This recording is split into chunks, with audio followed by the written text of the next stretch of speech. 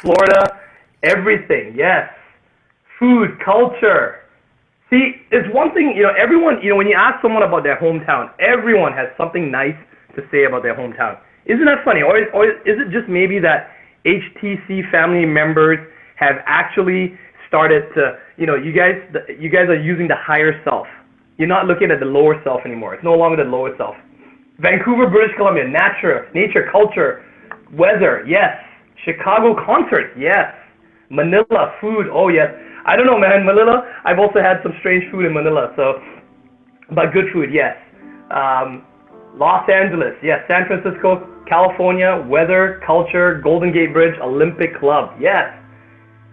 Now, wouldn't it be nice for those out there, you travel bugs out there, to start making some money? Who wants to start making some money so that you can travel the world? Maybe go visit some of your HTC family members, like what Sifu recently did when we traveled to Atlanta. And Bob very kindly, very generously hosted us at a very prestigious, private, all-exclusive members club called the Commerce Club. How would you like to do that? Or maybe even travel to California, maybe meet up with Cody. Cody is also part of a club there who recently let us know about it, right? So, think of what's possible when that six-figure income starts to come in, right? It's all about, getting there. And this is the week that Sifu wants to share that with you. Now, I've been holding up the lines long enough. I've heard someone chime in right now. I just want to see if the one call closer is in the... That was the one call closer. How's everyone doing? It's sad. I'm sad. Who's sad a little bit? Excited, sad, full of emotions. This is the graduating class. I was thinking of the graduation song when I graduated.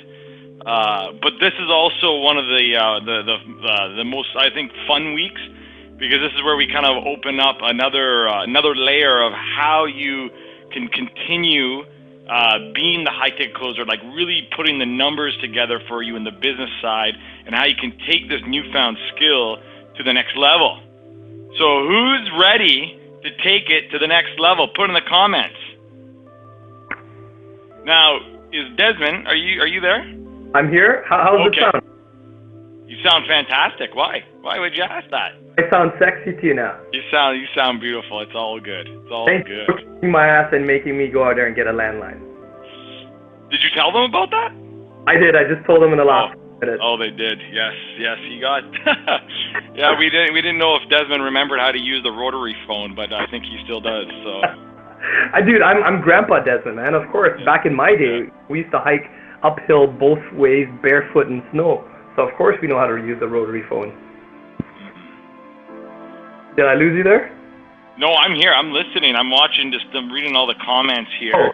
I know we did the around the world. I love that. That's always one of my favorite things. Don't freak me out, because yes, I am new to using this phone. Like, I literally unwrapped it. The wrapping is still over here next to me here about minutes ago.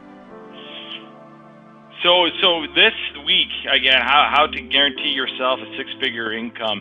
Dan really deep dives, puts those numbers together for you, and really shows you, because here's the thing, right? Is 7 weeks ago you walked in, operating, thinking, doing, being one person one way.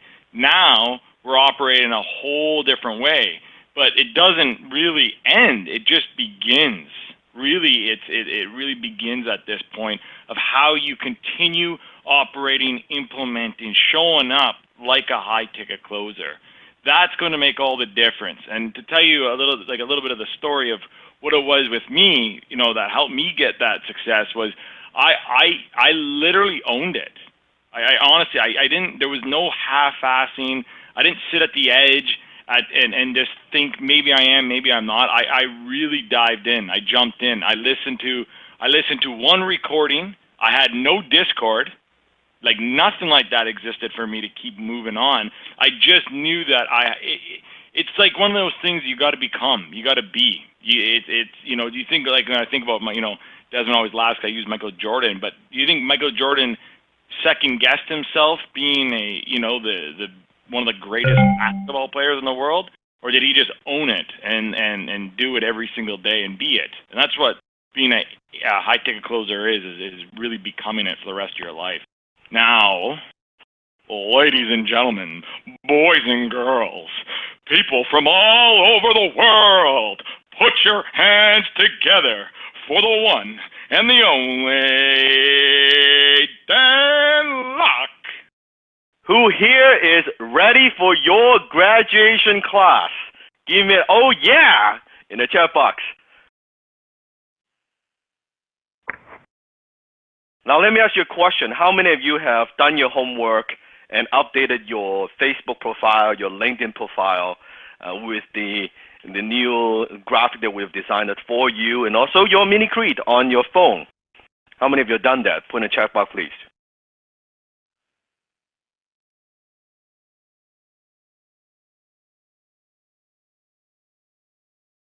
Very nice.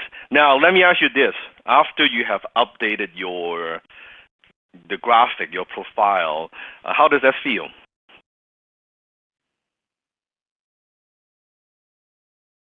Marina saying mini creed everywhere. Good, George. Done and dusted. Awesome.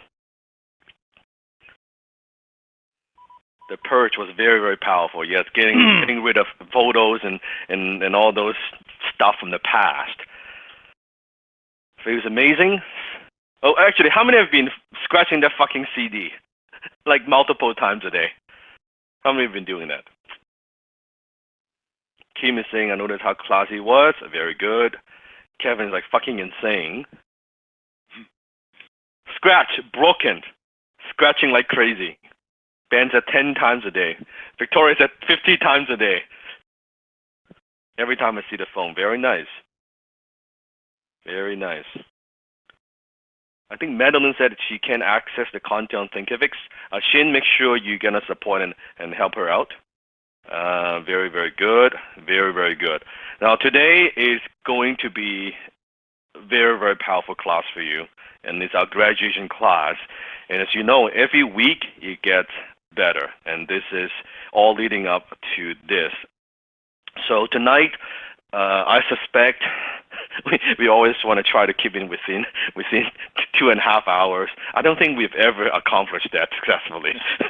I think every time it's like a 3.5 hour, 4 hour thing, but I'll see if I can get it done in 3, maybe 4. You know why we do that, though, Dan, right? Because if we said it was going to be 4 hours, then we would be 6 hours. Yes. And we can't do that. It's very, very true. But fuck, it's graduation, so who cares? Let's make it count. Let's make it good.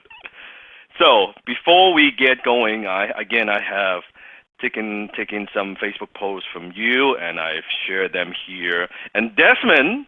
Yes.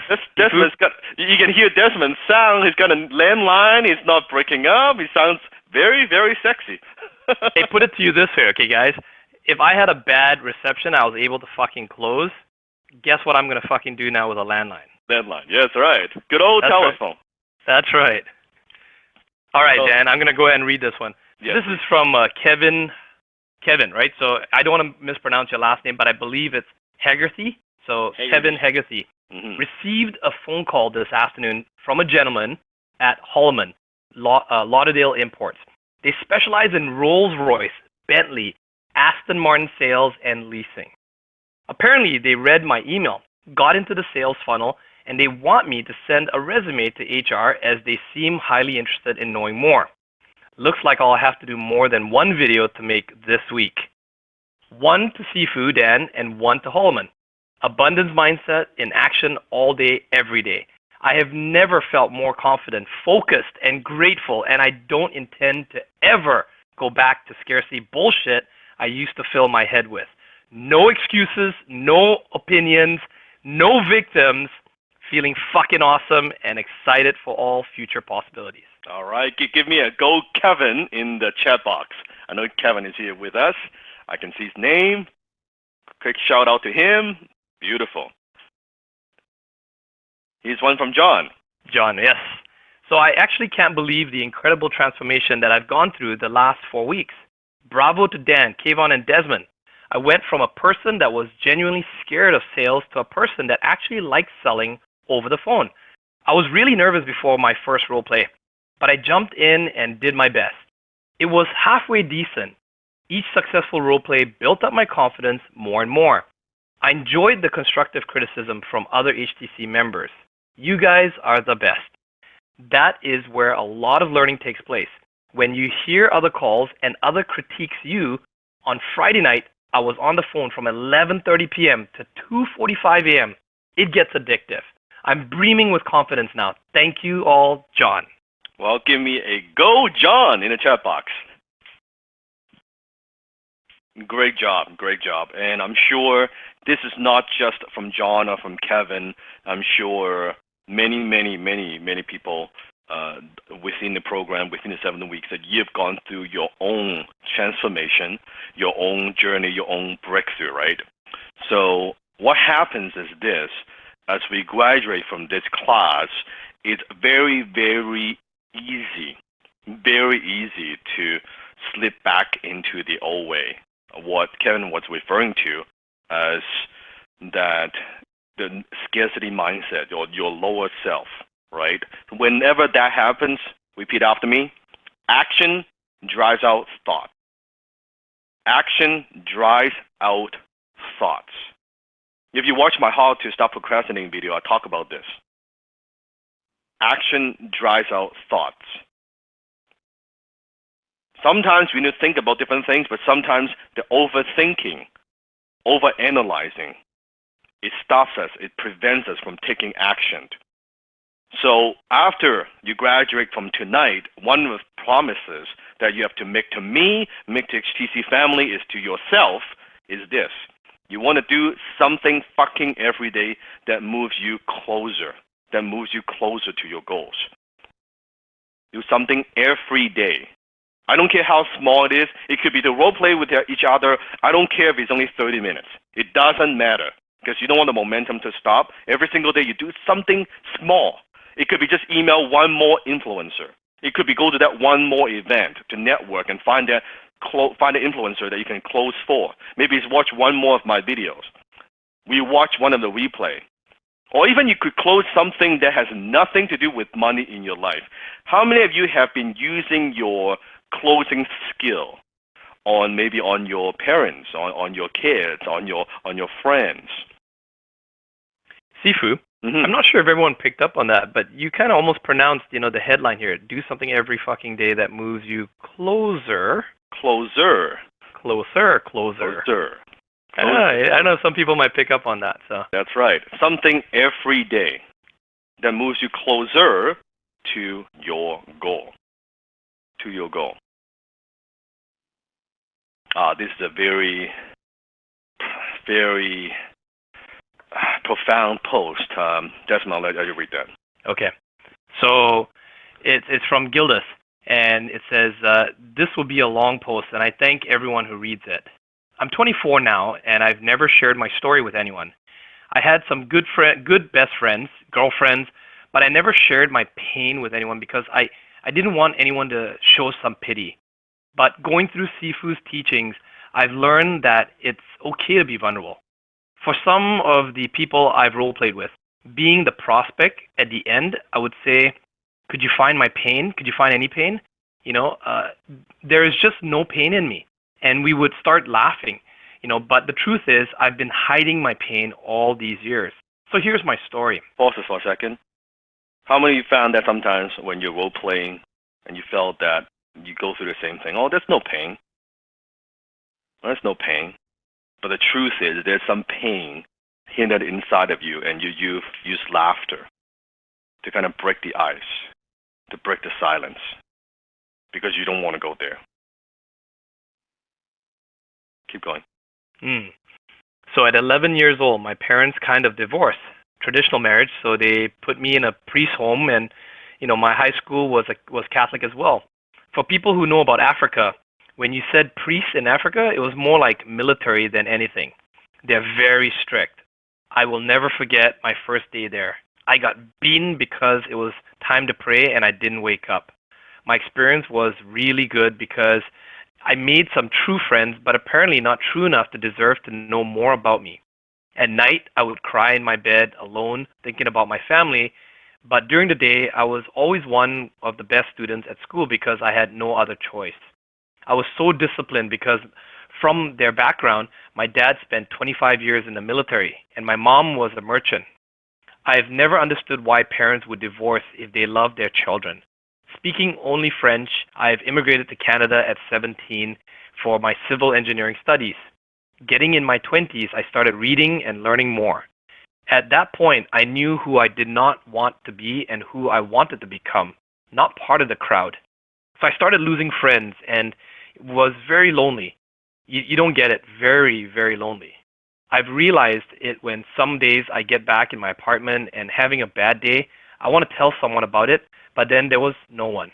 No one. It gets scary when sometimes I just ask myself, if anything happens to you right now, who really close would you call? There's no one. There's no one I could call.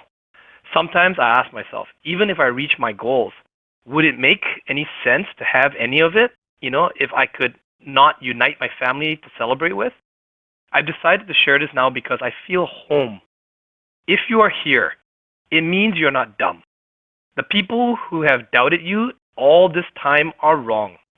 I still cry sometimes thinking about my family, but no one would think that because everyone knows me as being a really tough person. I always thought of my family, I always thought my family is a problem I could never solve. Life has been tough, and that is what has shaped me. I'm really disciplined, know how to stand alone and do everything by myself, which can be a bad thing sometimes because you always need other people. For the people who have been looking for my pain, here you go now. So you can see it's a very emotional post. And through my own journey, I could also tell you that the path to being a successful person, to being a high ticket closer, is a very lonely path. It truly is. I mean, you guys have now each other. We created this amazing community that you can support each other. When I was building my career, I didn't have a Facebook group. I didn't have access to anybody. I didn't have people to role play with. I was the only child in my family with my mom. I was working on my own, building my own thing. I had very little friends because I was so busy working. And I never had a family like this.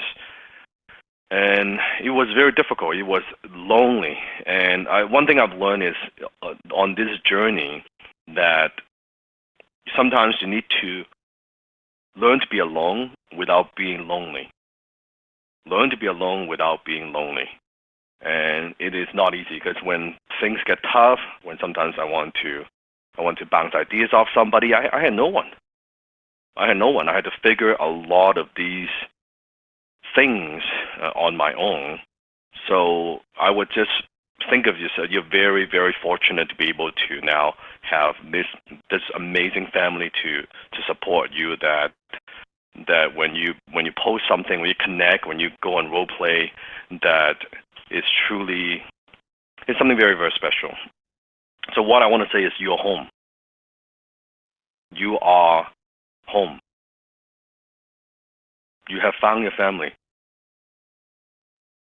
HTC family. This is the beginning of a lifetime relationship between you and I and your HTC brothers and sisters. Just because the class has ended, that doesn't mean the relationship has ended. I want to emphasize that. How many of you felt like when you now joined a group, you've been with us for 7 weeks, you felt home. You felt this is a place. This is the family that you've been searching for all these years. How many of you felt the same way?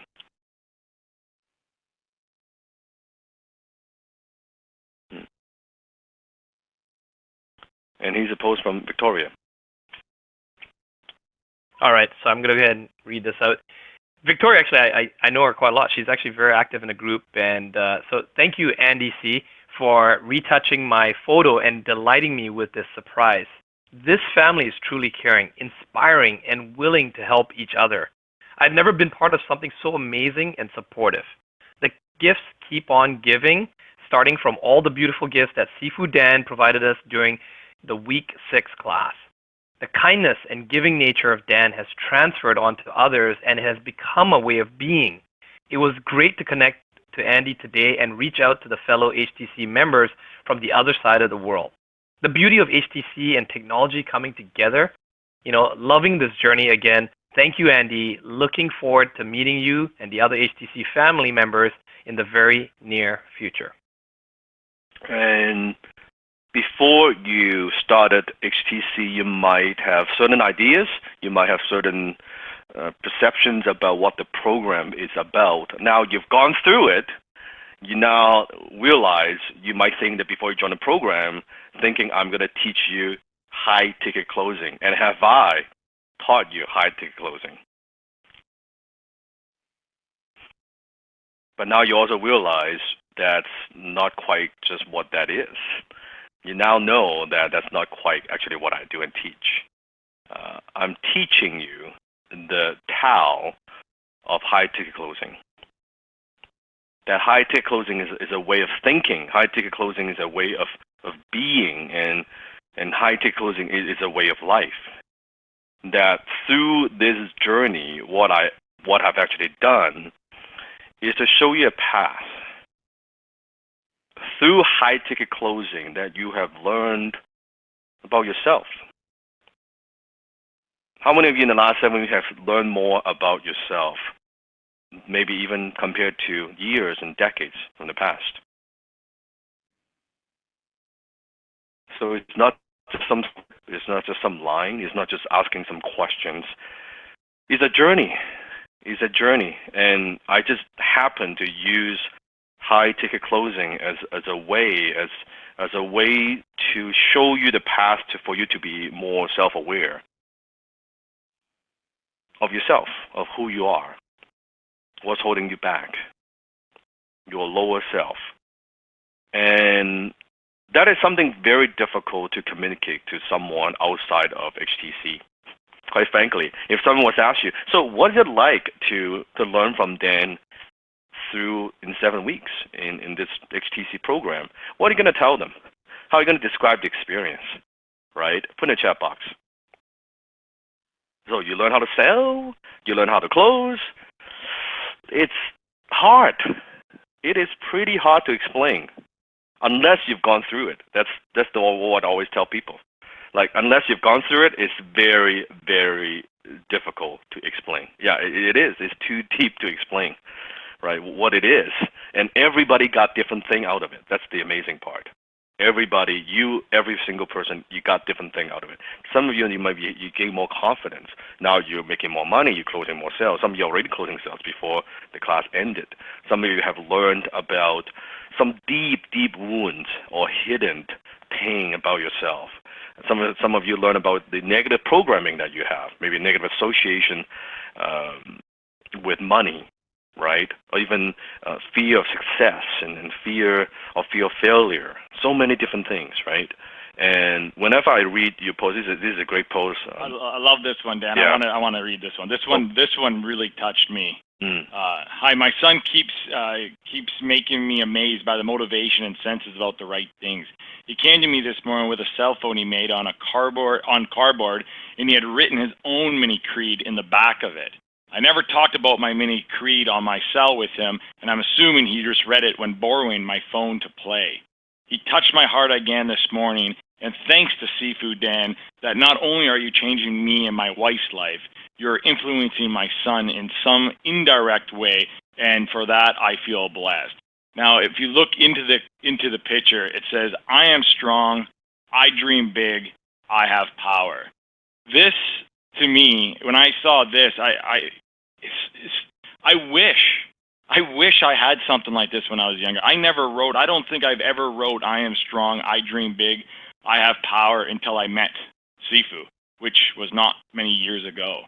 I went my whole life not thinking I was strong. I went my whole life, I had big dreams, but I didn't really believe they were possible. And I felt powerless. And to see this, I think I can say it on behalf of Dan and the entire team here, is you don't need to feel blessed. We're blessed to be able to bless all of you. Kayvon, I actually got choked up watching that one, because you know how close I am with my kids, right? And I'm, and seeing that, oh my God, and then just because I've seen my kids as well develop, I could really be in that shoes there. As a dad, oh man, like, even just seeing it again, I'm all tearing up right now. And I think it was that someone posted, I'm tearing up stuff. Yeah, you should be tearing up because that's what you guys are doing. You're changing the world with the young kids as well. You don't even realize it, but they're watching what you're doing. To the parents out there, I always speak to the parents, right? Because I'm a parent myself. I've had some of the HTC members over the last few weeks messaging me. Everyone goes through ups and downs. You go through that, that funk, right? But then you pick yourself up, you dust yourself off. And again, it's not doing it like Kayvon says. Sometimes the pain is not about doing it for your kids, but more so yourself. Do it for yourself as a parent, as an adult, to know that you have this high income skill, to regain your confidence, to regain your manhood, to regain your motherhood, to regain, who you are as a person, as an adult. And that's what really Sifu wants. And we could not tell you that at week 1. We could not tell you that when some of you got on closing calls with me or Kayvon. You guys were skeptical and you thought, oh, this is just going to be sales. It's not. It's this. I hope you guys start to see what is happening in your life and how it's affecting people around you. Yeah, and I'm very blessed through my teaching that I've not just been able to impact you, to pass on my knowledge and my experience to you, but also to impact your kids. I mean, the younger kids and your parents, your spouse, and your family. It's very, very profound. And I have saw in this post just earlier tonight, which I thought was also it's very, very emotional. It's very emotional for me. Do you want me to read this one, Dan? Yeah. Or Kayvon, you want to take it? Yeah. All right. You can take that. All right. So, hello, HTC family. Today I had a pleasant surprise when I returned from work. My 9-year-old daughter, Noela, told me that she had a gift for my teacher, Dr. Dan Locke. I was intrigued by the gift, the kind of gift she was talking about. She then brought the gift, and boom, there it was. Dad, can you please share it with your teacher, Dan Locke, she asked. I said, why?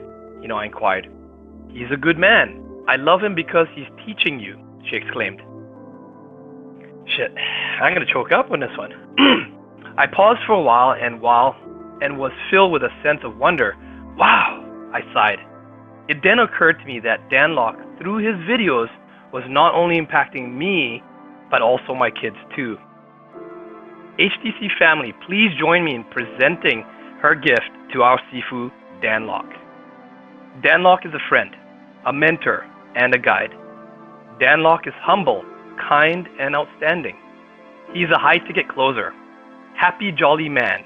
He is never nervous and speaks very well. He makes good jokes and makes my dad laugh. He is a strong man working at the gym. He never makes excuses and he never tells lies. I would like to meet him, but I'm in school. But he's a good person because he is Dan Locke. Well, HTC family, that is how lucky we are to be mentored by a man who can inspire a 9-year-old child. Sifu Dan Locke, please keep challenging us. With love from Muscat, Oman, Gerald. Yeah, thank you.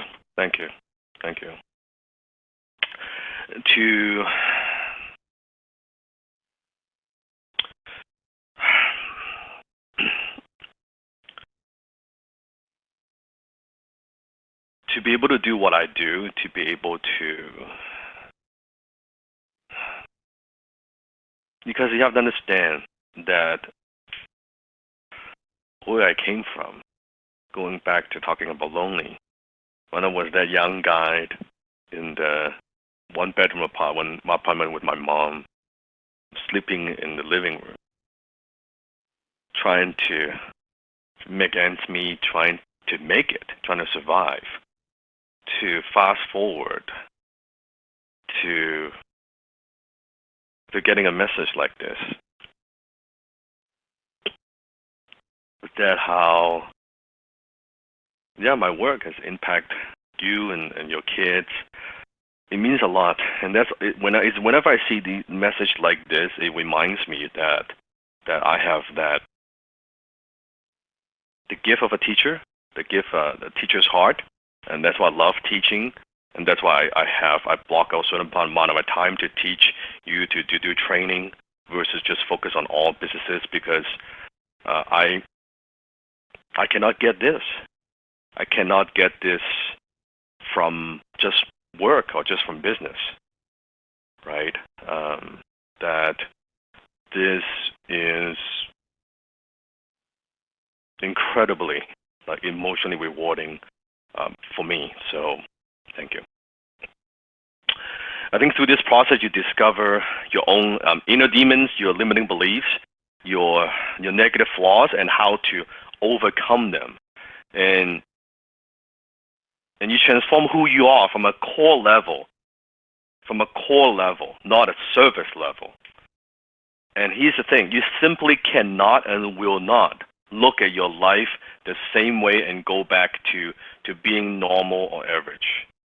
Right? How many of you cannot and will not look at your life the same way and go back to being normal or average or mediocre? Never. Will not go back. Nope. Yeah, you cannot, because remember in week 1 I talked about the red pill and the blue pill. That when I'm going to show you, I promise you, week 1 I'm going to show you how deep the rabbit hole goes, right? And you've seen now you've seen the matrix. You have seen the matrix, and what has been seen cannot be unseen. Now you look at the world differently. You look at the people around you differently. You look at yourself differently. You look at life differently. You look at communication differently. It's just different. And then you realize, wow, how most people have no clue. They just don't get it. They're running around, they're living life, they're just living life with quiet desperation. They don't get it. There's, to tie this back, I'm just thinking, Dan, even if you tie that back to the message above when you said, you got to find that, you got to sit in loneliness or by yourself and not feel lonely.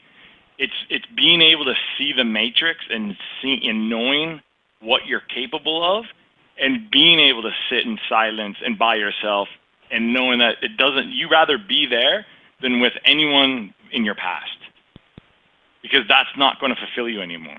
Correct. That's not going to drive you. It's not going to serve you. Correct. The matrix, this light at the end of the title, being a high-ticket closer, that's what serves you. And if right now that involves you being alone in your office making calls, well, I would take that any day than what I was doing before. So now you have no excuses. You can no longer say, I don't know how. Actually, I'm going to use that voice. I don't know how. I don't know what to do. I didn't have the support. I didn't know how. I didn't have the how to. I didn't have the mentor. Right? You can no longer say that.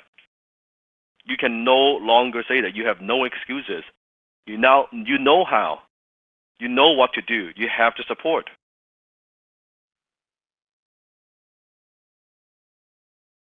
So tonight what I'm going to do is I want to make sure you graduate with a very, very solid plan, but also graduate with the very important mindset. We started off with mindset. We started off with why. In the middle of the program, I've shared you the what, and then we role play. I've showed you different techniques. We've talked about the how to close. And in this class, I'm going to circle back to the mindset and to the why. Because, again, that's the most important thing. By now, you realize it's not the mechanic, it's the mindset. The mechanic is easy. But the mindset, if you don't get a mindset, all the mechanics in the world won't help you. You get the mindset, it really doesn't matter what the mechanics are. You will naturally get the mechanics anyway. You with me? So, the high-ticket closer mindset shift number 1. Remember this. You are in the business to make money today. You're in the business to make money today. Type in the chat box. Say, I am in the business to make money today. I am in the business to make money today. Today. What does that mean? It means There's no tomorrow in high ticket closing. There's no tomorrow in high ticket closing. Write this down. Procrastination equals poverty. Procrastination equals poverty. When you are closing on the phone, when you're having a conversation with a prospect, you need to get a commitment, an order, a contract, a payment today, or you get out. You need to get a financial commitment, an order, a contract, something today, or you get out. High ticket closing that takes you to the happy place.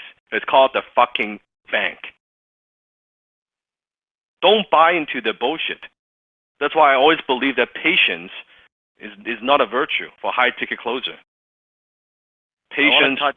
Sorry, Dan. I want to touch. You said don't buy in the bullshit, and just to touch on that, 99% of that bullshit is in your mind. Don't buy into the bullshit in your mind.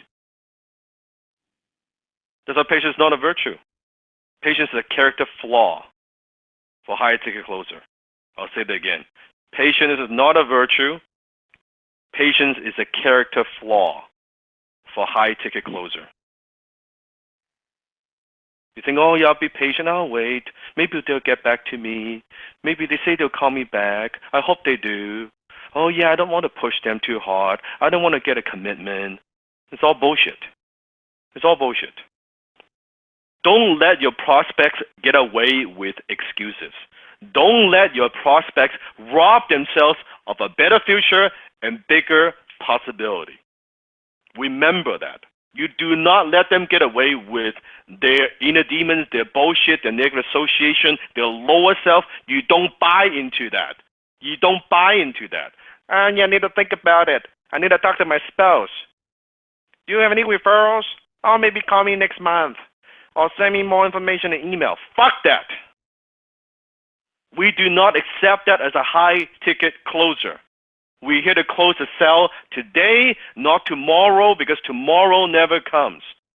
It's always some kind of excuse. It's always something else, some distraction. And then they don't take action. And then they don't buy. And they don't change their lives. And you've just ripped them off by not closing them. You understand what I'm saying? You've just ripped them off. You've ripped their family off by not closing them. It's your fault that you don't close them. It's your moral obligation and responsibility to close them. You absolutely must have that mindset. You don't accept anything less than that. Only now. There's no tomorrow.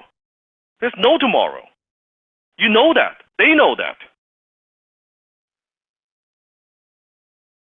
High-ticket closer mindset shift number 2. The power of transaction size. The power of transaction size. We're talking about high ticket. Now the problem is when you're closing low ticket program, here's why. It harms your business and it harms your happiness. There are 5 big problems you run into when you close cheap low-end packages. Number 1, you need a lot more partners to generate substantial income. You need a lot more partners if you're selling low-ticket items, low-ticket packages, low-ticket offers. Number 2, your prospects get minimum results, not enough skin in the game. Why do the prospects get minimum results when they're not investing at a high level? You tell me. Why do they get minimum results?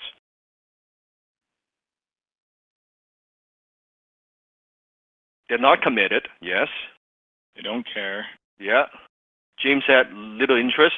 Tim, not all in. They don't pay attention, not 100% into it. No paying involved. This is good. They assume the value is low. They assume the value. Chris is saying, can't spend enough time to add value. Correct, because we're not charging enough. Victors are not all in, not committed. Correct. Remember, when there's no skin in the game, there's no game. Period. It's game over. Number 3, you're dealing with trouble and difficult prospects. Remember the different types of clients and customers. when people invest in low level or when the package is cheap, when the offer is cheap, you're attracting. Dan, can I speak to that, Dan? Please. Do you remember when you first met me and I was doing a lot of affiliate marketing, right? Correct. And I thought I was pretty smart, right? Because I was making like 6 figures, but the turnover was crazy. Do you remember what was one of my biggest, like, the things I was really pissed off about? I was frustrated about when I think you were selling a $7 thing, right? That nice $7. Yeah, it was a $7 tripwire. It's the stuff you guys see all the time out there, right? It's like get in for $7. Obviously, they're trying to upsell you to $4,000 or maybe $15,000 later, but it attracted so many low-hanging fruit. And Jason, who's my business partner, knows about this. Shin, who's actually in support, also had a taste a bit about that, because he was in one of my teams. And yeah, it's like you attract the wrong people. I'm not saying this to put people down, but the light bulb went off when I got to meet Dan. It didn't happen right away. It took about a year of me being around Dan. I still kept trying to convince Dan that what I was doing was making money, because the problem was I actually made some money with it, but I didn't see the inherent problem with the whole entire process and the people and the marketing and just, yeah, I remember building teams, and it was so hard to motivate these people. They would always miss calls. They would always not make payments. They would, they'll be in for 3 months, then they would quit, and we'd have to get new people. And it was just this vicious cycle all the time. I'm just speaking from it. If you guys ever want any more information on that, separate to this call, I don't want to take up too much time. If you ever want to reach out to me and learn some about that experience, hopefully you wouldn't want to even waste time to learn about that now, because you have your new high-income skill. But if ever anyone's out there and you've got some sort of affiliate marketing thing still going, I can share with you all kinds of stories that I went through. All the programs, I can name all the different ones, and I've been through all of them. So anyways, Dan, thanks so much for letting me mention about that. But this is the reason why you don't want to do it. Here's a very clear picture for everyone before I wrap up here. In the past, I would have, like, say, 100 people. I'd work like 7 days a week, sitting at my computer nonstop, morning to evening, pretending to go out and drink beer and not commute. But actually, I was working nonstop trying to entertain these people, and that's what all this laptop lifestyle stuff people are doing. Okay, on the other hand, I work with Dan, and I basically spend a fraction of that time with clients. They're a joy to work with, and I make triple, okay, with just one client than I did with 100 low-hanging fruit people. I don't know if that makes any sense to you guys, if you guys even just visualize that, but that's really the power of high-ticket sales. And then when you are selling low-ticket program, then you have to do a lot more closing call, yet you'll notice once you get into it, your income grows very slowly. And Desmond at the time, he thought, well, I'm doing these low-ticket sales, $7 to $97, 100 people, maybe I'll just do more, right? Yeah. Sell more $97 or $57, $100 a dollar, say, maybe then my income will grow. You notice, by 50, 100, it makes no difference. Your income grew very, very slowly. Yeah, it was exciting, the first one you get, right? Woohoo, $7, then you realize it sets in really fast. $7 doesn't get you much, and it's like after a whole week, after 3 hours, 4 hours of planning a webinar, all kinds of shit, just to get $7, like, what the fuck? I just go work at McDonald's or something. That's right. And then you get free fries. That's right. Right? And guess what? And you won't have as much fun. You just won't have as much fun. Closing a $200 thing, a program, versus a $5,000 program or $10,000 program, that just thrill, there's nothing like it, right? You just won't have much as fun. You don't enjoy yourself, right? So what's your income goal? Let's do some cool math, right? Assuming your income goal, let's say $10,000 a month, we're talking high income skill. Maybe it's more than that. If it's more than that, just do the same calculation. You can use the number. But for now, for our simple calculation, let's say $120,000 a year, $10K a month, right? You with me? Okay. So let's say you are selling a $2,500 package at 10%. To make $120K a year, you need to make about 480 sales a year. It's about 1.3 sales a day. If you're selling a $5,000 offer at 10%, you only need 240 sales a year. That's about 0.65 sales a day. Almost one sale every, let's say, 2 days or so, on average. If you're selling a $10,000 offer at 10% commission, that's only 120 sales a year. That's about 0.32 sales a day. That's about one sale every 3 days to make the same amount of money. You see what I'm talking about? The Emerald is loving this. I could tell. But you can see the transaction size makes a difference. It has a huge impact on your lifestyle. So don't feel like, oh yeah, I'll sell $1,000 just to get it going, and no, it doesn't. You make some money, but you take so many sales to get to the goal that you want. Emerald, right? Do you even count the inflation rate? It's awesome. I love the Emerald. So by now, you know that it doesn't take 5 times more effort to sell something for 5 times the price. True or true? What it takes is comfort. Your comfort. Not the prospect. Your comfort. So what's your comfort? You comfortable selling at $2,000? Are you comfortable with selling at $3,000? Maybe $5,000? $10,000? $15,000? What the amount is? Maybe Wesley saying 20K? Yeah, whatever is your comfort. Just knowing that it doesn't take 5 times more effort to sell something at 5K versus 500. In some cases, it takes less effort. So let us think in a bit. In some cases, it takes less effort to sell something for $5,000 versus for $500. But by now, you already got that, right? So nowadays, I personally don't get on the phone to close someone unless I know it's a minimum of a 6-figure deal. That's me. That's my comfort. Kayvon doesn't get on the phone unless he believes it's a 5-figure deal. Right, Kayvon? Yeah, exactly. I was going to say, I won't even look at it unless it's 15, 20K right now. Mm-hmm. So that's his comfort. So wherever your comfort is, just knowing that in your mind, what's your comfort? Of course, I didn't get here overnight. I'm just sharing with you. That's my comfort at this point. So what it takes is just your comfort. And let me ask you this question. How quick can you get comfortable with selling high ticket? How quick does it take you to make that mental shift to go from $2,000 to $5,000? One call. Very quick. One call. One close. It doesn't take 5 months. It doesn't take 3 months. It doesn't take 2 fucking years. All it takes is a shift in your mindset. Oh, okay. I can sell 4,000 now. Remember, Kayvon, at first when you were selling the first few packages? And that's what I said. Yeah. And then never sold. It was 15K. I was like 15. I just thought, I was like, this is never going to happen. And I got the first one, and I said, oh my God, this is going to be awesome. And it's just, I have no problem asking for 15, 20K. Because correct. Again, it comes down to what Dan said earlier is if I don't close them, I am actually letting them down. I'm making them worse in life if I don't close them. They're focused on the money. I'm focused on their dream. I even say that to them sometimes. I said, don't make me want your dream more than you want your dream. I probably said that to you. Don't make me want your dream more than you want it. And when you have the conviction, 15K is literally a fart in the wind when they're going to make 30, 40, 50K a month consistently. It's nothing. So all it takes is comfort. It's that decision, it's that mindset shift. That's it. It doesn't take more effort. You know, here's the thing: is if you're scared to say 15K or 20K or 50K, or even if you're scared to say 5K, you'll never sell it. Yep. You'll never close it. Yep. That's right.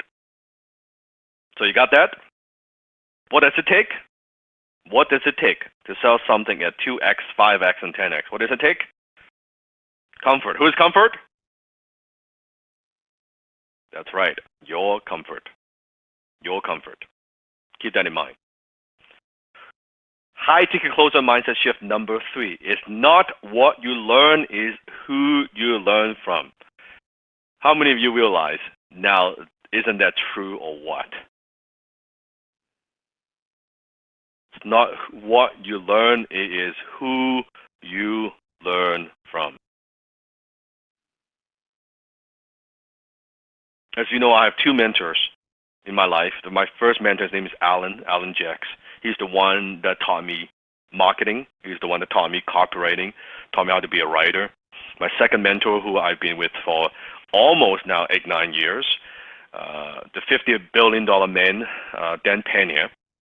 I know some of you know that he's my mentor. How many of you know Dan, by the way? Just put in the chat box. I call him Big Dan, right? You know Big Dan, okay. So I met Dan for a long, long time ago. How I first met Big Dan is one day I was browsing around on the internet, and I was just searching for books to buy or resources that could help me in my career. At the time, I was doing okay. I was making six figures. I was doing okay. I was looking, browsing around, and I was searching on eBay, and I came across a book, this book, and I saw a listing called Your First 100 Million. Not your first million, your first 100 million. And I thought that is a very bold title, right? And I thought, okay, interesting. I was just a little bit skeptical. I clicked on it. And I saw the listing. The book was selling for $400 US on eBay. And I thought, what the fuck is this? Who the hell sell the book for $400? What kind of idiot would buy a book for $400? Because think about it. Typically, how much does a book cost? How much does a book cost? Right? $10, right? $15, $20, right? Something like that. And I'm like, okay, this is stupid. And the funny thing is, on the listing, it actually has the first chapter of the book on there. And I was like, okay, it doesn't harm to read through the first chapter. It's free anyway. So I read through the first chapter, and about halfway through the first chapter, guess what? I bought the book. I bought the book. And I thought, oh, fuck, this is good. I've never read anything quite like this.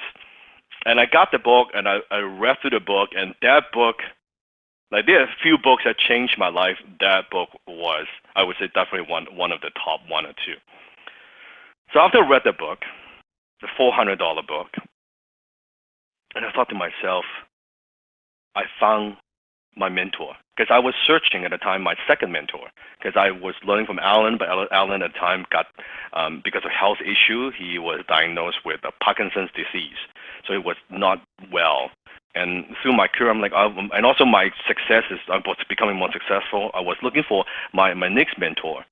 And I've been searching, I've gone to seminars, I've gone to different people, but none of them really resonate with me. You know what I'm talking about? That they didn't resonate. Somehow I needed someone who is so much more successful than where I was. Someone I would look up to, I would respect. And I read the book, I read the message, and it just resonated with me at a very, very deep level. And I thought, I got to learn from this man. I don't know how, I don't know what, I don't care what it is, I need to learn from him. But how would I learn from him, right? At the time, because he was living, he lives in Scotland, he still lives in Scotland, he has his own castle, right, 15th century castle. So guess what, you see who did? I called up the castle. So I called the castle, and guess what, when you call the castle, what do you get? What do you get? Closer, the gatekeeper. Yeah, you get a reception. That's right, you get a receptionist. You get a gatekeeper, right? So I called. I said, "Hi, my name is Dan Locke, and I found Mr. Pena's book on eBay, and I read it, and it has impacted me so much. Can I talk to him?" Now, of course, the gatekeeper's like, "No, like, who the hell are you? Like, what do you want? Like, you calling from Vancouver, Canada? Like, no. Mr. Penny is very busy. He doesn't have time for this. He doesn't take call from strangers. So, no." I said, okay, right. I called back the next day and said, "Hi, this is Dan Locke. I read Mr. Penny's book. His impact with Dave deeply. Can I speak to him?" She said, "No." I said, okay. I called back the next day and said, "Hi, this is Dan Locke. I know who you are. You just called yesterday and the day before." I said, "Yes," I did. He said, what do you want? I said, no, I just wanted to talk to him. He said, no, he's very busy. He's traveling. He doesn't take call from strangers. I don't care how much you like the book. You're not going to get through to him. Stop calling. Stop bothering me. I said, okay. I called 13 days straight. Every single day, the same time. Every time. And the 13th time I called, I said, hi, Linda. But by the way, by this time, 13 days, I got to know her first name. I said, Linda, hi. She said, don't Linda me. What do you want? And I said, I just wanted to talk to Mr. Pena, please. 5 minutes. And she said, you are just so damn persistent. And then silence. Now, that may have been maybe like 10 seconds, but that felt like 10 minutes. Just silence. And then Linda said, fine, I'll put you through. And she pushed the button and she put me through. And now in my mind, I'm like, holy fuck.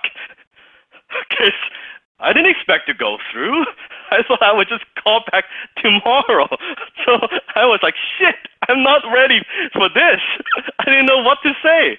And I remember Big Dan just answered the phone. He's like, I remember that voice right there. This is Dan Pena. Who's this? And I was so nervous, right? I was like, I didn't know what to say. I was stuttering. This is Dan Locke, and I said, I'm calling from Vancouver. I said, Mr. Pena. I called many times, and he said, what the fuck do you want? Word for word. He said, what the fuck do you want? And I said, Mr. Pena, I don't even know what I wanted. I've read your book, your first 100 million. It just impacted me so deeply. Quite frankly, I'm so nervous right now. I don't know what to say, but I just felt like I want to talk to you. I maybe learn from you. I don't know what it is. I'm so sorry if I bother you. He said, oh, you're that kid that my assistant has been telling me about, calling every fucking damn day, right, bothering me and shit. I said, yeah, I'm so sorry. Yeah, that is me. And he said, well, tell you what, I'll be in Los Angeles next week, Wednesday. I'm going to be staying at this hotel. Why don't we have breakfast? Settle time with my assistant. Goodbye. And then he hung up like that. And I was like, what just happened there? Now, notice, he did not ask if I want to have breakfast.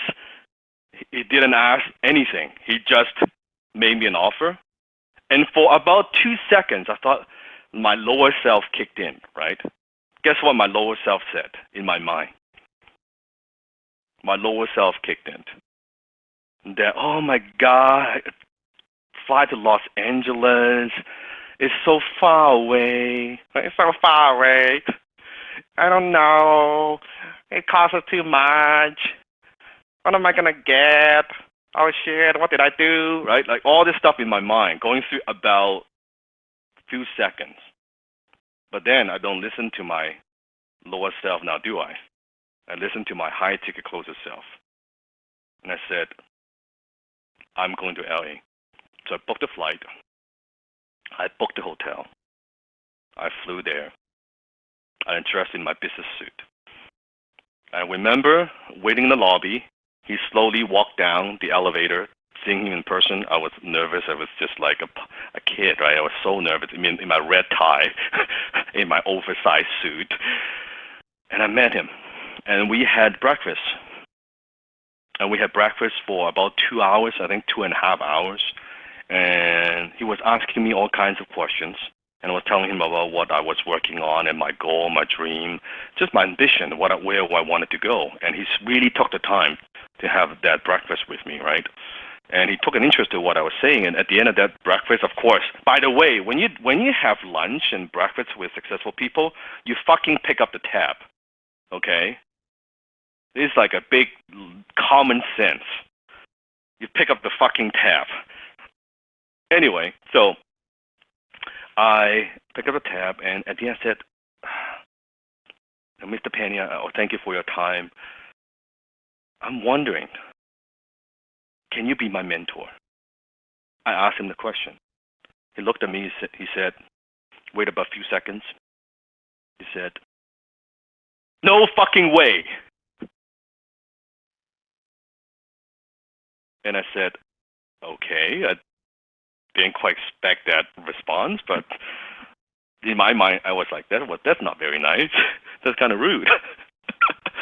But he said that. I said, why? And he said, they always call me kid. They still call me kid. He said, kid, you're not ready. I thought to myself, okay, then when would I be ready? Like, how do I know? How would you know I'm ready? Like, how do we know we are ready? And he said, I'll let you know when you're ready. I said, okay, all right. And that's fair. And afterwards, we kept in touch. I would email him about my kind of give him a little bit of report, what I'm working on, and this and that. And that's how we kind of started that, back in a little bit of that relationship. And I'll circle back to the story. For now, I want to share with you is this. The only thing more dangerous than ignorance is arrogance. The only thing more dangerous than ignorance is arrogance. It's arrogance. There's a great quote that I love from John Wooden. It's not what you learned, it's what you learn after you know it all that counts. It's what you learned after you know it all that counts. Okay? So even in the last 7 weeks, have you learned a lot? Yes or no? Put in the chat box. Have you learned a lot? Have you grown a lot? Have you acquired new skill? Yes? So in the past 7 weeks, you've learned a lot. You've learned a ton. You now know more about closing. You know your stuff. You know how to communicate with people. You know your shit more than 99% of the unconscious masses out there. Do you realize this? Do you realize this? But at the same time, I want you to, we also need to realize that you don't know shit. As much as you've grown in the last 7 weeks, as much as you've learned, as much as you, like I've been teaching you in the last 7 weeks, how much you know, how much you've learned, you don't know shit at the same time. Now, what do I mean by that? Tell me. Put in the chat box. What do I mean by that?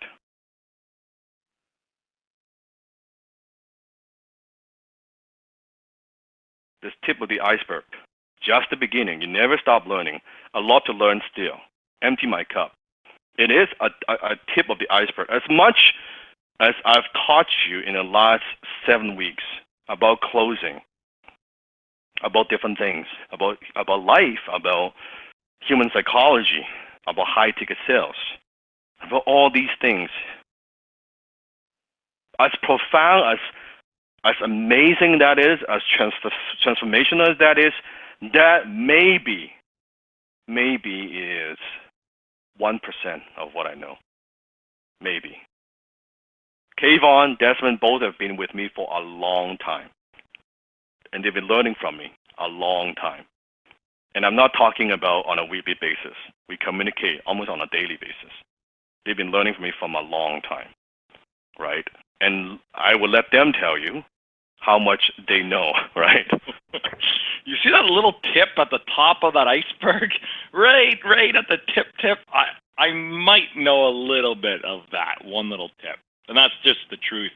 And then here's what I do know is that little tip that you do see is it's not even the 7 weeks, just put it out there. But as you come down into that water, that's where the experience comes in. That's where that higher level that Sifu always says you gotta think at a deeper level. Related to HTC, you gotta always think at that third level, at that third pane, how you see the world, how you see your customers, how you see your prospects, how you see the clients you're going to close or the people you're going to work with.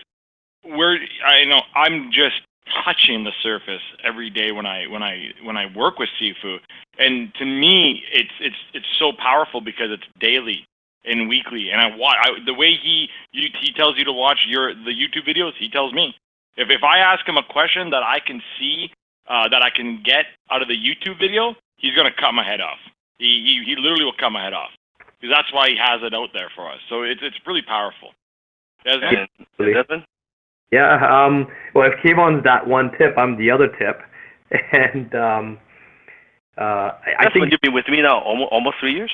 3 years, and it's not even daily. I think sometimes it's hourly. We communicate from literally 7, 8 o'clock in the morning all the way sometimes till 1 o'clock, 2 o'clock in the morning, and it can be hourly sometimes. There's so many breakthroughs that I've gone through. It's like just when you think you know something, you've always used this one, Dan, where you said, there's people who don't get it, people who are getting it, and then you get it. And I've lost count of times where I got it, and just when I thought I got it, all of a sudden I realized, guys, because I'm the parent, I'm going to look at it as like my kids, right? Just when my kids thought they were in kindergarten, I don't know if you guys can remember when you were in kindergarten, you thought you were hot shit, right? And you looked at the big kids, and you always saw the guys in grade 7 as the big adultish kids. But then when you got to grade 7, you were like nothing compared to the guys in grade 8 or grade 10 or whatever, it was. And then you got to grade 10 and you thought you were hot shit. But then if you were an 18-year-old looking at a grade 10 or you were a 20-year-old, 25-year-old looking at a grade 10, you're like, that kid knows shit. And it's kind of like that. It's a progressive thing. And all I can say is that I am completely amazed. I swear Dan is an alien. He's not even human. It's like he just knows so much. I'm blown away, and he is physically younger than me. I have no idea how he's accumulated so much, experience, wisdom. When I first met Dan, I honestly thought Dan was older than me. My eyes were baffled. Like I just the way he behaved, my body told me this guy is about 10 years older than me. And at that time I was about 36, 37. Right, and so I felt Dan was like 47, the way he conducted himself, the way he commanded the attention and the authority. So that's, I'm ever blessed to be around Dan, and my wish for every one of you, my hope and my intention for every one of you is that you have that interaction with Dan, because he has so much to give. If you were to spend, I remember saying this once, standing on a Dan stage, was if you could even spend every single day with Dan, and Jenny, his wife, can attest to this. If you could spend every single day, every single waking hour with Dan for the rest of your life, you still would not pick up or even get to the bottom of that iceberg there. But you would be significantly blessed, and you would be 1,000,000 times better of a person than you are today. So take the journey and spend as much time as you can with Sifu. And I take pride into somehow that usually it is like this the case. If this is the first mentor in your life, usually people, they go through a bunch of other so-called teachers and instructors and speakers or whoever. Usually gone through a lot of that before they come to me. I don't know why that is, but that's usually the case, right? Kayvon is the same thing. He's gone through a lot of different people, right? I've gone through a lot of mentors, a lot of, fake mentors, if you want to call them, if that even is a thing. A lot of people who just promised me the world, and you did say that, Dan, and I truly believe that in my heart that, people come to you, really, Dan, people come to you when they need you. Mm. And I think that's really what it is. And when they need you is 99% of the time is when they're at their rock bottom, like I was. Yeah. Because we've said that, what would it look like if 3 years ago or even 2 years ago would I have came to you? Mm. Would I have been ready? I don't think so. Would I have been able to be open and take in all the wealth of your knowledge at the level I did? I don't know. But I am very grateful that I was there at my rock bottom, and you're the one that not only helped me out, you literally pulled me out of there and gave me the tools, gave me the exact tool that you have just learned over the 7 weeks to change my life around. And I remember You remember when you called me, Dan, this summer after we after I showed you, I remember the story. So we haven't really tell the story. Where Dan again basically gave me very little knowledge and said, "This is how you close over high ticket over sales over the phone. Go do it." Okay, where do I get my first client, Dan? Go on Facebook. Okay, now I close it, and then 2 months after, I get fired from there because I'm their number one closer. So Dan's like, interesting. So what do I do now? Kayvon, don't worry about it. Just do the same thing. Okay, you're right. Okay, do the same thing. 2 weeks later, I get fired again from there. That's when Dan's like, I think there's something here. Again, Dan's always seen at a deeper level. And you remember when you came to me, Dan, and you called me, you said, Kevin, I'm thinking about creating this program, and I really want you to be part of it, but I don't think you're ready. And my response, Dan said, I may not be ready. I don't think I am ready. But if you give me the opportunity and you're okay with coaching me, I will become ready. Because I have nothing else. Because if I don't take this opportunity now, I don't think I'll ever make it. And Dan was gracious enough to remember you said, "Damn, you're good, Kayvon." I said, "Damn, you're good." And I said, "No, I'm not good. I'm open. I'm not here to hype you. We're not here to hype you. We're here to teach you. We're here to change you." Correct. And I think when people they learn from other people, they come to me, and that's why I take pride into people. They learn from different people, but when they learn from me, if they're coachable and they truly get it, usually they don't, like my people, they've been with me, definitely been with me for 3 years. They don't go anywhere. they found me and then they kind of stay. That seems to be the overall pattern all the time, right? And I take pride in that. For sure. Hey, Dan, I'm not being patronizing here. We were just in Atlanta, right? And that's the hometown of one of my former mentors in the internet marketing space. And in the past, I was very loyal to her as well before I met you, and I felt she had helped me a lot. But that's just for the emeralds out there. If I want to put it on a scale of 1 to 10, that lady helped me, and great lady. Appreciate her for what she did in that time of my life. But on a scale of 1 to 100, she probably got me to say maybe, I don't know, 10. Okay, just 10, which was life changing for me at that point. Dan has probably just blown through the scale. It's not even 100. It's gone past 100 already, and we haven't even gotten started. So there are times when we've had dinner, and I told Dan, I said, when we talked about at the start of this year, we had a group dinner locally in Vancouver, and everyone's kind of saying out their goals. And I don't want to sound like the super cheerleader for Dan, but I announced and declared in front of everyone. I said, my goal is really the Dan Locke brand. It's Dan Locke. Like I'm Dan Locke for life. The Soon family, I tell my children this, the Soon family and the Locke family are tied together for life until, at whatever time, if seafood decides to, I certainly hope it never happens, cut me off or anything, but I don't think he would unless I do something absolutely stupid. But, everything going good, I will be with Dan Locke for the rest of my days. And same here. Absolutely. There's this, remember I told you, Dan, I said, I remember, because when you do have mentors, and Dan even said that himself, he said you outgrow your mentors. And I remember it was probably the first month when I said that to you, Dan. I said, you know what I love about you, Dan? Is I know that what my number is, you're going to get there. And when I get there, I know that you're not going to stay there. You're going to continue to grow. Essentially, when I want to become a millionaire, Dan's already a multimillionaire. When I want to grow to become a multimillionaire, Dan is going to be a mega millionaire. And when I want to become $100 million man, Dan's already $1 billion man. Where else would I go? Where else would you? Why would you go anywhere?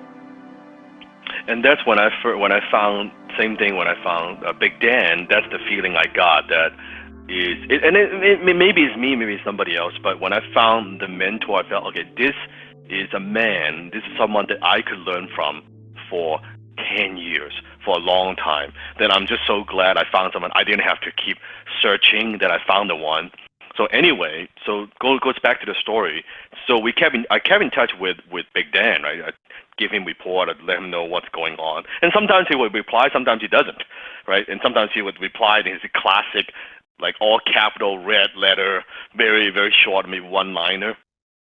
That's typical Big Dan. And finally, we got on the phone in I think it was traveling or something like that, and he asked me. He said, "Kid," again, call me kid. He said, "Kid, you still want to learn?" I said, "Yes, of course." And now we were talking about since the breakfast, maybe another a year and a half in. And so, you still want to learn? I said, "Yes, I do. I do, sir. Absolutely." He said, "Well, I'll be doing a seminar, very small group, in Castle, in Scotland. I want you to be there." I said, "Sure, I'll be there, 100%. 7 days. Talk to my assistant. He'll give you the details." Boop, and then he hung up. He loves to hang up on people. it's very brief, right? Boom, he hung up. Okay, all right. And then I talked to the assistant, kind of set things up. Now, what I didn't know is the Castle seminar at the time, the cost about $20,000 US. Okay, $20,000 US. And now I was making good money, but $20,000 US, like with flight and hotel, that's a lot of money. How many recognize that's still a lot of money, right? That's a lot of money, 20,000 US. So again, my lower self kicked in. Like, oh my fuck! It's like, what should I do? It's like $20,000. Right? It's almost all my savings at the time. I was making good money at the time, but it was almost like all the cash I have in the bank, right? And I thought, like, well, what should I do? I don't know. So I was talking to my lower self all day, all night, but I know I need to make a decision. And if I said no, then what the fuck? I look like an idiot. Then probably that would be the end of the relationship. I said no. How many ever had moments in your life? Let me ask you this: you had moments in your life where, like, you were scared to death to make a decision, but deep down you know that's the right thing to do. You just know it's your lower self is talking to you. You were scared to death, but deep down, your high ticket closer self, you're like, your gut instinct, your intuition telling you that's the right thing to do. And I did. So I actually wired 20K to the castle. I paid the money. I flew there. I stayed there, and it was the most amazing experience. I remember I went there. It was winter in December. It was freezing cold. I stayed in the castle because that's part of the experience. And when I first got there, first of all, it was huge. The place was huge. Big Dan's got his own private 18-hole golf course, private himself, not open to public. Him, right? He's got a massive garden. I was walking around the place. It was so huge. I don't know how big it is. It's huge. Okay, and then when you were there, he has a butler, and then every time we have breakfast there. And first when I got there, it's funny because I was very uncomfortable. I'm never like, come on, I was living in Vancouver in a condo. Now I'm in a castle, 15th century castle with butler and like everything, and we were drinking from a crystal glass. It's the whole thing was just unbelievable, right? It was the experience of it. And at first I was very uncomfortable. Now after a couple of days, it's like, this is quite nice. It's quite nice to have a butler. You ring a little bell in the morning. You have your breakfast, your lunch, and unbelievable food. And we learn. I think we remember back then maybe like 4 or 5 guys, only 4 or 5 guys, very small group. And we were learning, and we talk about different things. It's pretty cool. So after 7 days, that's how our relationship evolved. And I took some what I learned. I went back to my business, my Vancouver, and I implemented, and I grew, and to a point where after a period of time, I was making about $500,000 a year. Now, how many will recognize? Like for a young guy, 20-something, yeah, $500,000, that's pretty good, right? So I was on a call with Big Dan, and he was asking me how I was doing, and I thought to myself, right? Pretty proud, like, just kind of want to tell him my accomplishment, how well I've been doing. So then Big Dan was asking me, so how much money are you making now on a yearly basis? And I thought, all cocky and shit, and I thought, $500,000. Silence. I was waiting for some compliment. Oh, Dan, you're so good. You're so smart. You're like so fucking, you're doing well, all this shit, right? That's all he said. So what are you? A fucking $500,000? And I thought to myself, fuck. And that just, it motivated me, but also it pissed me off at the same time. Because I was expecting compliment, right? So what are you, $500,000? I always remember the way that he said it. It was so sarcastic. It made me feel so bad, and that's one thing about what I love about him, right? I said, yeah, I guess I am.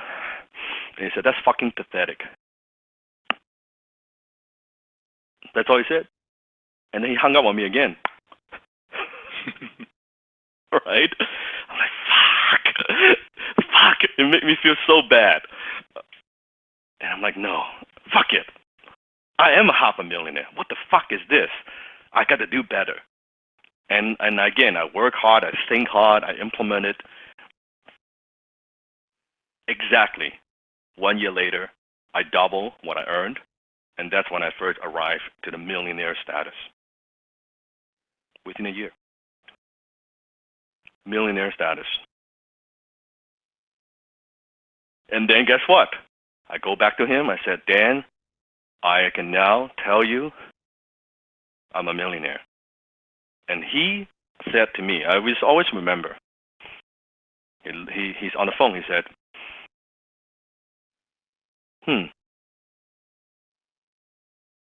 not bad.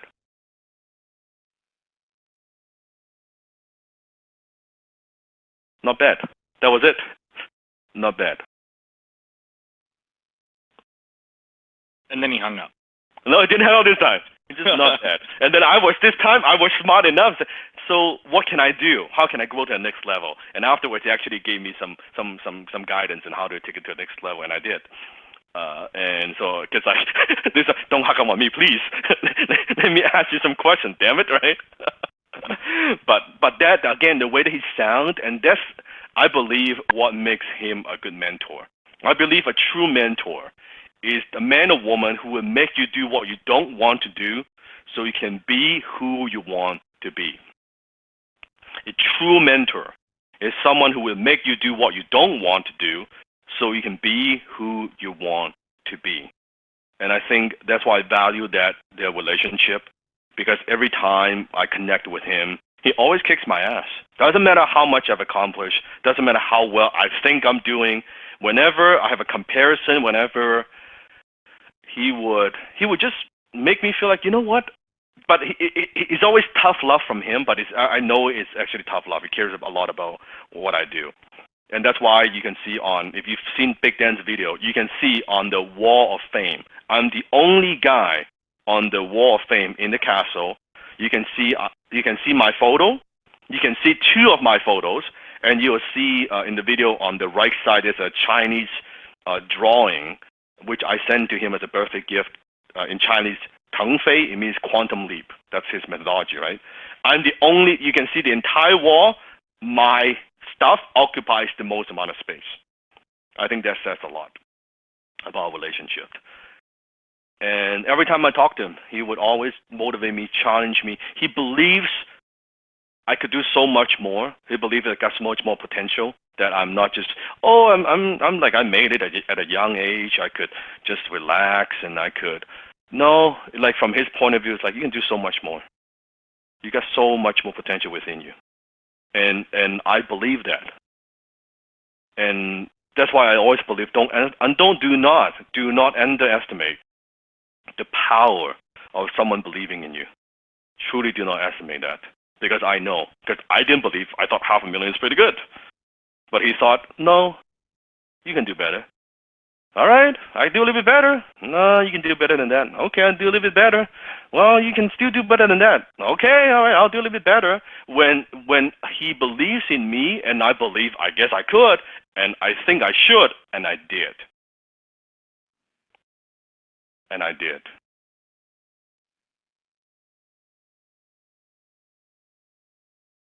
High tick closer mindset shift number 4. Don't get greedy. Always produce results first. Don't get greedy. Always produce results first. One of the common mistakes that I see graduates make when they go out there, when they're talking to potential influencers, when they're talking to clients, suddenly, because of what they've learned in 7 weeks, right, now they get a little bit cocky, a little bit arrogant. Now their shit doesn't stink, right? They think I'm the hot shit. I learned from Dan Locke and all this shit. You go out there and then they get greedy. They talk to people, right? Don't get greedy. Always produce product. Produce results for partners first. Now, the industry average for closers is about 10%. Okay? Pay attention to this. We're talking business here. The industry average for closers is 10%. Okay? Now, for high ticket programs, sometimes the $10,000 to $25,000. Sometimes it could even be 7 to 10%. All depends on the program, on the delivery, on what's involved, but that's the percentage. I want to teach you this, okay? Now, sometimes when you are just getting started, they might even start you off with like 5% the first month because you don't know the influencer doesn't know you, kind of like a test, right? Like see if you guys could work out. So it could even start at 5%. It is okay. Don't get greedy. What's the word? Don't get greedy. Okay? Don't get greedy because you would become invaluable to the partner. Produce results first, close the deal, work with them, then you can go back and ask for a higher percentage after you produce the results. Is that making sense? If you got it, type in Sifu, I got it.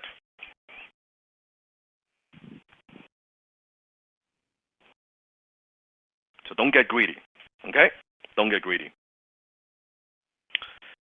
And remember, you do not deposit percentage at a bank. You deposit cash at the bank. You don't deposit percentage, you deposit cash at the bank. This is very important. Don't get sucked into the whole high percentage opportunities because sometimes you see these opportunities. Oh, I'll pay you 15%. I'll pay you 25%. I'll pay you 20%. A partner might say, I'll give you 20%. Yeah, why do you think they give you fucking 20%? Why do you think they give you 25% or 30%? Chances are it could be that the lead flows might be inconsistent. It means sometimes they get appointments, sometimes they don't. All right? Or more, the lead quality sucks. That's why they need to give an unusual high percentage to attract salespeople to close because the lead sucks, right? They're not qualified. Or their positioning, their marketing sucks in the marketplace, right? Or the funnel sucks. So they need to again, higher percentage to attract people to do this. Or their prospects who they're selling to a pain in the ass, right? That also happens. Now, Kayvon, I know you've dealt with multiple influencers. I want you to kind of jump in and share a little bit about the people you work with. Maybe the positioning sucks, the funnel sucks, and yeah, exactly. I even just talked to an influencer today who's telling me he's the knees bees. I'm the best. I'm going to do this and I'm going to do that. And I said, you don't even have a funnel. I don't care how big your community is. You don't even have a funnel that's working, that's proven. And you'll see a lot of influencers, they come out of these coaching programs or consulting programs and they think they all of a sudden they're going to start making $100,000 a month and filling up the calendars. I've worked with the top influencers who sometimes have a hard time filling their calendars. It's not an easy task. So if someone's offering you 20-25%, I could tell you from my experience that there's a red flag there. Because even with this influencer today, we're talking about he's like, industry is only 10%, and I said, yeah, well, I charge 20. Now I charge 20 for a reason, and I worked up to that. So don't go charging. Please don't go charging 20 because you won't get an influencer. I can promise you that. So what you want to do is you want to make sure that you got to ask the right questions. How many leads are you getting? How many bookings do you have? How many closers do you have? How long has this been going on? How many people do you get sold? How many people get sold in your program a month? How many calls does it take on average to get someone closed or to close somebody? You want to know that, because if you go in saying you're the, I'm the king of high ticket sales, I'm a graduate of a high ticket closer, and then you go into a program and you don't have the skills, you're going to look like an idiot, and you're going to have a very hard time getting jobs, because what's going to happen at a deeper level is you're going to lose a lot of confidence, and it's going to be very hard to get back up and go out there. So I would highly suggest doing, even we talk about the sliding scale, which I think we'll talk about that a little later, but I would highly suggest what Dan's saying. I'll start off at 5%, and I'm going to show you, because remember, you guys are all starting and you're learning. So you're going to be using their leads to learn like live, and that's money out of their pocket they might lose. So I'll start off at 5% until I close the first 5, and then after the first 5, I go to 10%. Anything after 10%, I'm 15%. Yes, and it's almost view that as, oh, but then 5% is no, view that you're almost getting paid to role play. Mm-hmm. You're getting paid to learn. What's so bad about that? So understand, when you go into the real world, I would suggest at 5%, unless you're so damn fucking confident. You role play that you're you're really not, like you actually don't even know. You're actually very, very good. Yeah, then 10%, no problem. Right. And another thing I'm just seeing here is the lead quality sucks. Yeah. On the other hand, don't be such a prima donna. Don't complain if you're on my team and you're like, oh, the leads suck. No, the leads don't suck. Now listen, there's going to be times I don't give a shit. Like even with Dan, sometimes there's shitty people that get through, and as a closer, you got to deal with it. Correct. You don't bitch. You do not complain. I'll tell you, if you work with an influencer and you start complaining to them about their lead flow sucking, but you don't have any valuable, what do you call it? I would say advice for them to make it better. Mm-hmm. You're just a pain in their ass. Mm-hmm. You're a pain in their ass. That's correct. So that's what, and unfortunately, I've actually seen a couple graduates from HTC. It is fucked up, but it's true. That I told them, don't get greedy. I'm just the hammer the point, but they fucking know I'm gonna ask for 20%. And the reason why they ask for 20%, because they know no one will hire them at 20%. Ooh. They make sure they don't get hired. That's right. The lower self is making sure they don't get hired. Remember, sometimes lower self shows up at pride, ego. And then they could totally blame, hey, Dan, I went on the marketplace. Well, I asked for 20%, no one would pay me, so too bad. I've actually seen that a couple of times.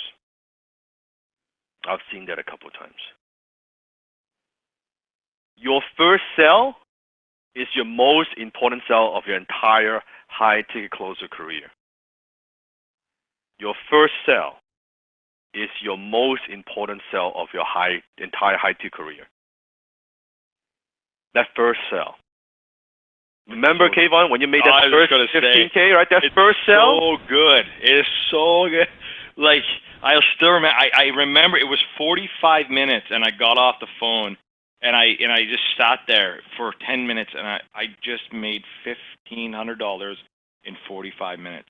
That's correct. My best friend is a doctor in infectious diseases, and he's been going to school for 22 years on saving people's lives. And he doesn't make $1,500 in 45 minutes. Correct. And the kid who was told that he was never going to make it, that believed it at some point that he was just a failure, just made $1,500 in 45 fucking minutes. Correct. But you know what I didn't do? Sorry, Dan, I got to say it. You know what I didn't do? I didn't rest on my laurels.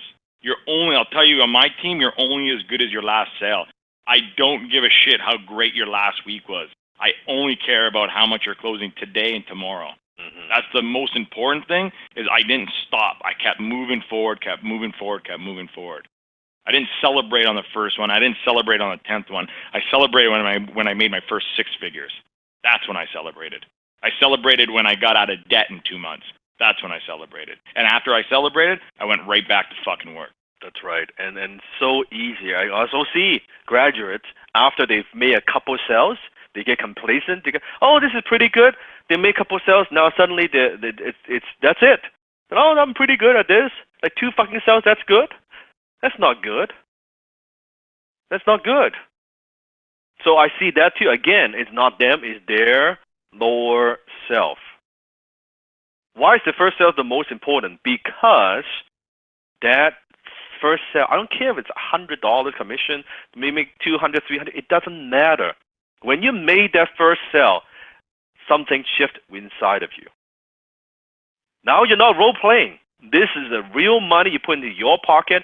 Now your mind, your high ticket closer self, gets the validation. Oh wow, this works.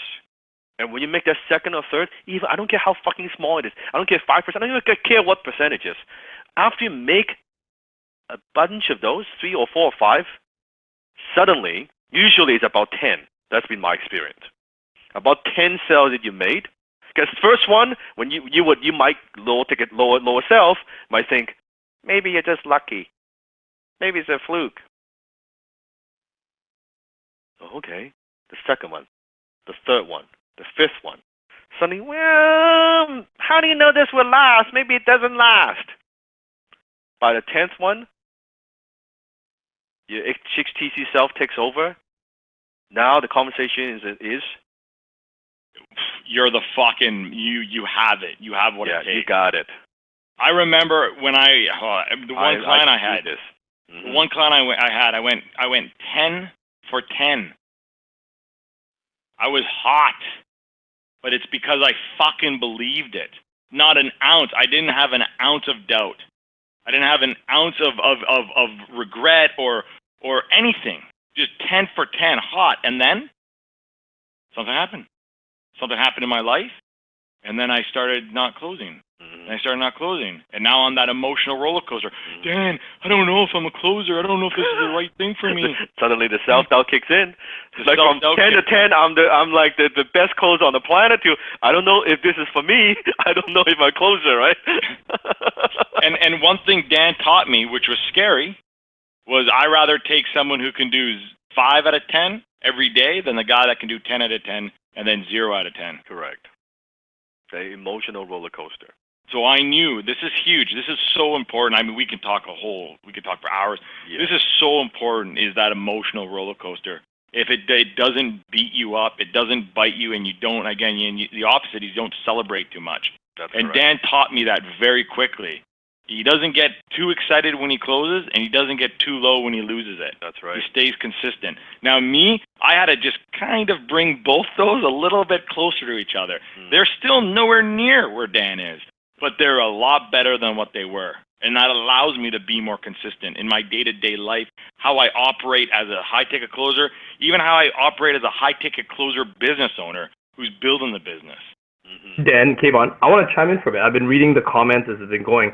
I want to ask the audience, I want to ask our HTC family, what have you learned from the stories that Kayvon and Dan have just talked about? Put in a chat box. Let's see if you guys are paying attention. I was watching some of the comments. It's about results, not percentage. Never give up. Persistency. Never stop learning. Have a solid foundation. Be unshakable. Determination. There are ups and downs. Consistency. Yeah, all those are very, very valid points. Very valid points. Yeah, good. Yeah, and that's why that first sale. That first sale. In fact, put in the chat box, promise me, I am committed to making my first sale. I am committed to making my first sale. I am committed to making my first sale. Just the first sale. That changes your life. The first sale, and then second, and then third. The baby step. When you get good, you can always bump it up. You can bump it at any time. It doesn't matter. Here's a very important lesson that I've learned, and I taught this to Kayvon, taught this to Desmond as well. We are not in the business of making money for 1 month. We are in the business of making money every month. Repeat after me. Actually verbalize it. Do me a favor. We're not in the business of making money for 1 month. We are in the business of making money every month. Do you just want to get paid once? Just one time? Or do you want to get paid every month? So don't worry about, oh yeah, this percentage or a little bit lower. Who gives a fuck? When you're producing results, when you're closing sales, you go back and negotiate, renegotiate. Yeah, you make money every month. You're looking for that one partner they can work with long term. Remember, how many partners do you need to make six-figure income a year? How many? How many partners do you need? One. Just one that you can work with long term. We're not in the business of making money so that's one thing I've also shared with Kayvon, because Kayvon, at first, there was a couple of sales opportunities where he was closing for an event, right? An event that's happening, and the commission was very, very lucrative, right? But what's the problem of just closing for like a one-time event or an upcoming event? Kayvon? Well, I was going to see if they know what the problem is first. Yeah, what's the problem? You make money only once, yes. Brandon says it's only one time, yes. It's not consistent. Short term, no relationship, not consistent. Not a long-term client. You make money here, that's it. So this is one of those feast and fathom. Those are like, again, the emotional roller coaster. 1 month you're making $15K, and then the next month you're making $0. That's and right. Then the next month you make 10, and then 0. And at the end of the year, guess what? You've actually only made $50K. Mm-hmm. Why did I quit my fucking job to make? I didn't quit my job to make $50K. Mm-hmm. Say that much. Mm-hmm. The best I could tell you, for me, the best client, actually, and I was thinking about this then, I've actually got paid, I think, more on my 10% clients than I have on my 20% clients, believe it or not. Well, short term. And I would say in a period of time. Mm-hmm. And for sure, that 10K, anywhere between basically that 5 to 15K is that sweet spot. And if you can get that one client, again, that you can resonate with, you're not going out, this is key. You don't just go out and get a client because you want to just make 15K a month. Mm-hmm. You're going out because you connect with the client. Mm-hmm. And Dan and Desmond, they've seen the way I've operated with my clients. Like, I connect with them at a deeper level. I know them more than they know themselves, because that allows me to know their people more than they know themselves. And that's why I can connect to them. And that's why you'll never, ever see me get caught up on the not the outcomes, like the details of the product or what they're offering. My closers are always asking me, well, I need more info on the program. No, you don't. You don't need that much info on the program.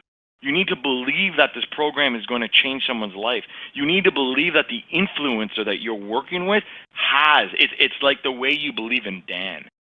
Let me ask you this: Would you today tell your mom to come into this program, your father into this program, your best friend into this program?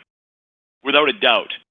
A stranger on the street, a bum on the street, would you tell them to come into this program? And you would know without a doubt, under no circumstances, that something would change in their life, that there would be a shift that would make them better. With that conviction is how you have to have it with your other influencers, knowing that. Because if you don't, you will never close, because the prospect will feel it. And Antonio has a question. So is it okay to sell $1,000 offer? Again, what determines how much you should sell? Yeah, that's the key too. Your so comfort. Here's the deal. $1,000 offer is not the greatest, but if you've never closed and you need to get your training wheels, I would say that's okay for today, but don't live there. Don't get caught up in the $1,000. And that's what Dan's trying to teach you.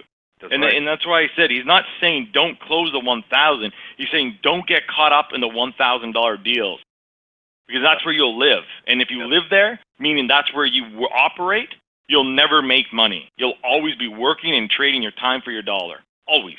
Yeah. For a low dollar. So you're not even, understand the fundamentals of the wealth triangle. Mm-hmm. But for training purposes, I've never closed. This is my first time, and you have a client that has a proven funnel that has 10 bookings a day, and you can make $200 off or $100 off a close. Well, let me ask you this: are you making $100 right now in 45 minutes at your current job? The chances are probably no. So what's wrong with that? And you're at home. And also, I noticed another question. Yes, you don't do the sometimes they might try to twist your arm. So why don't you close 5 sales for free? No, we don't close. I don't mind taking a lower percentage, but we don't close sales for free. Okay, I will take a low percentage is okay, or try it out. No, I will take a low percentage, but not for free. Okay, so don't do any free lunch and all that shit, right? If the guy is the influencer, that's what he or she is offering you, just say no, move on. Okay? Now, this is my favorite way of structuring the deal, so pay attention to this, okay? Very, very important. I like to do it what I call the scale strategy, meaning that when I'm negotiating with an influencer, I might do something like this. If, let's say, I'm selling a $5,000 offer, at 10 sales, at $50,000, I would ask my commission to be at 10%. But if I could produce more than 10 sales, like say 15 sales at $75,000, then you would bump my commission to 12%. I would talk to the influencer and say, hey, is that fair, right? And if I could do $5,000 times 20 sales, that's $100,000 a month. That's the magic number. I'll circle back to why. Then my commission is 15% at $15,000. So I make that a win-win. Okay? That's how this is one of my secrets. It works extremely well. Now, why the magic number at that 15%? Because the magic number, $100,000 for influencer or for thought leader entrepreneur, they know in their mind that's $1.2 million a year. Somehow, I don't know why, but I can tell you from all these years, the 100K month mark is the magic number. It is. You could get them there. I don't know. Maybe it's the million dollar thing. Somehow, when you could get me to 100K a month, sure, I'll pay you the 15, 17%, 18%. No problem. You're making them $1 million. I'm more than happy to pay you, right? That 15%, no problem. So I find that's like right there is one of the most valuable thing I've learned. That magic. It's contrast, right, Dan? It's you're making them a millionaire. What the fuck is 15,000 to them? A month, yeah. So that's the way I would structure the deal. So you think about that, that's like 5 sales a week, right? I'm talking about 20 sales, 5 sales, a sale a day. You only need to do a sale a day for 5K, boom. It's that simple. It is that simple, right? So it's a win-win for you, it's a win for them, and it's also a way for you they know that you are also emotionally invested. Oh yeah, this closer, she's going to do their best to close more sales for me because the more money I make, the more money they make, right? So then they know you are highly motivated, right? Highly motivated. Arthur actually put in a really clever thing as well for the emeralds, and for those who are not emeralds, the sapphires, pay attention to this. I mean, when you mention to them that they make $1 million and you get paid 15, yeah, it's only 2%. Yeah. I mean, who wouldn't want to give up 2% to get $1 million? Yep. 15K per month. But of course, if you multiply that by 12, it's more than that. But to them, it's a very small amount of money. It's a no-brainer. Okay. Now, how do you choose the high-ticket partners? We talked a little bit about this last week, but I want to go a little bit more in depth and answer some of your questions. As you go out there, as you're talking with different influencers, this page is what I've learned in probably 10 years in this one page. Okay, and Kayvon didn't have this before. No. But this is the page you want to pay attention to. So how to choose a good high-ticket partner? Number one, do they have a good reputation in the marketplace? Who you're closing for, do they have a good reputation in the marketplace? Are they well known? Do they have a track record? Right? Have they been around? Number two, do they actually deliver incredible value to their clients? Do they have testimonials? Right? Do they have success stories? Do people actually enjoy the product, the program, the service? Number 3, do you think they'll keep offering this program for a long time, or is this only a short-term launch? Right, Kayvon? Mm-hmm. Are they doing this as one-time event, or are they offering this on a consistent basis? And you can see this will last a long time. Okay? Pay attention to this. Number 4, are they financially strong? Are they financially strong? This affects if you get paid. Now, Kayvon, you got a story where... I don't even know how much money is owed to me because of these people that couldn't pay their bills. Mm-hmm. Thus, because one of the things of being a high-ticket closer, right, is we don't get paid until they get paid. Mm-hmm. I'm dealing with it right now, where they try to strong-arm you. They try to, like, take dollars here, dollars there. For me, I've lost over $20K in trying to recoup money from my influencers, but I don't blame them. Mm-hmm. I don't blame them at all. That was, again, a direct reflection of me not picking the right influencer, not having the right things in place and making sure I got paid. Mm-hmm. So Cheryl is asking, well, how do you know, Dan, if they're financially strong? It's very simple. If they have a good reputation in the marketplace, if they've been around and they deliver incredible value, they're selling high ticket, and they've been offering this program for a while, and it's not a short-term thing, chances are they are financially strong. You see how it all ties in together. Another question you have to ask, are they still growing? This is key. Are they likely to be bigger? Look at what they do. Are they growing? Is the social media growing? Is the list growing? Are they adding more products and services, more programs, more offers? Are they likely to be bigger 1 to 5 years from now? Why is this important? Because we are not in the business of making money for 1 month. We are in the business of making money every month. Every month. So is it important that they're growing? Is it nice that if they're growing? Hell yes. And this is very common sense. This is very common sense. Oh, here's the last one. It's the most important. I was going to say this. Do I feel good closing for them?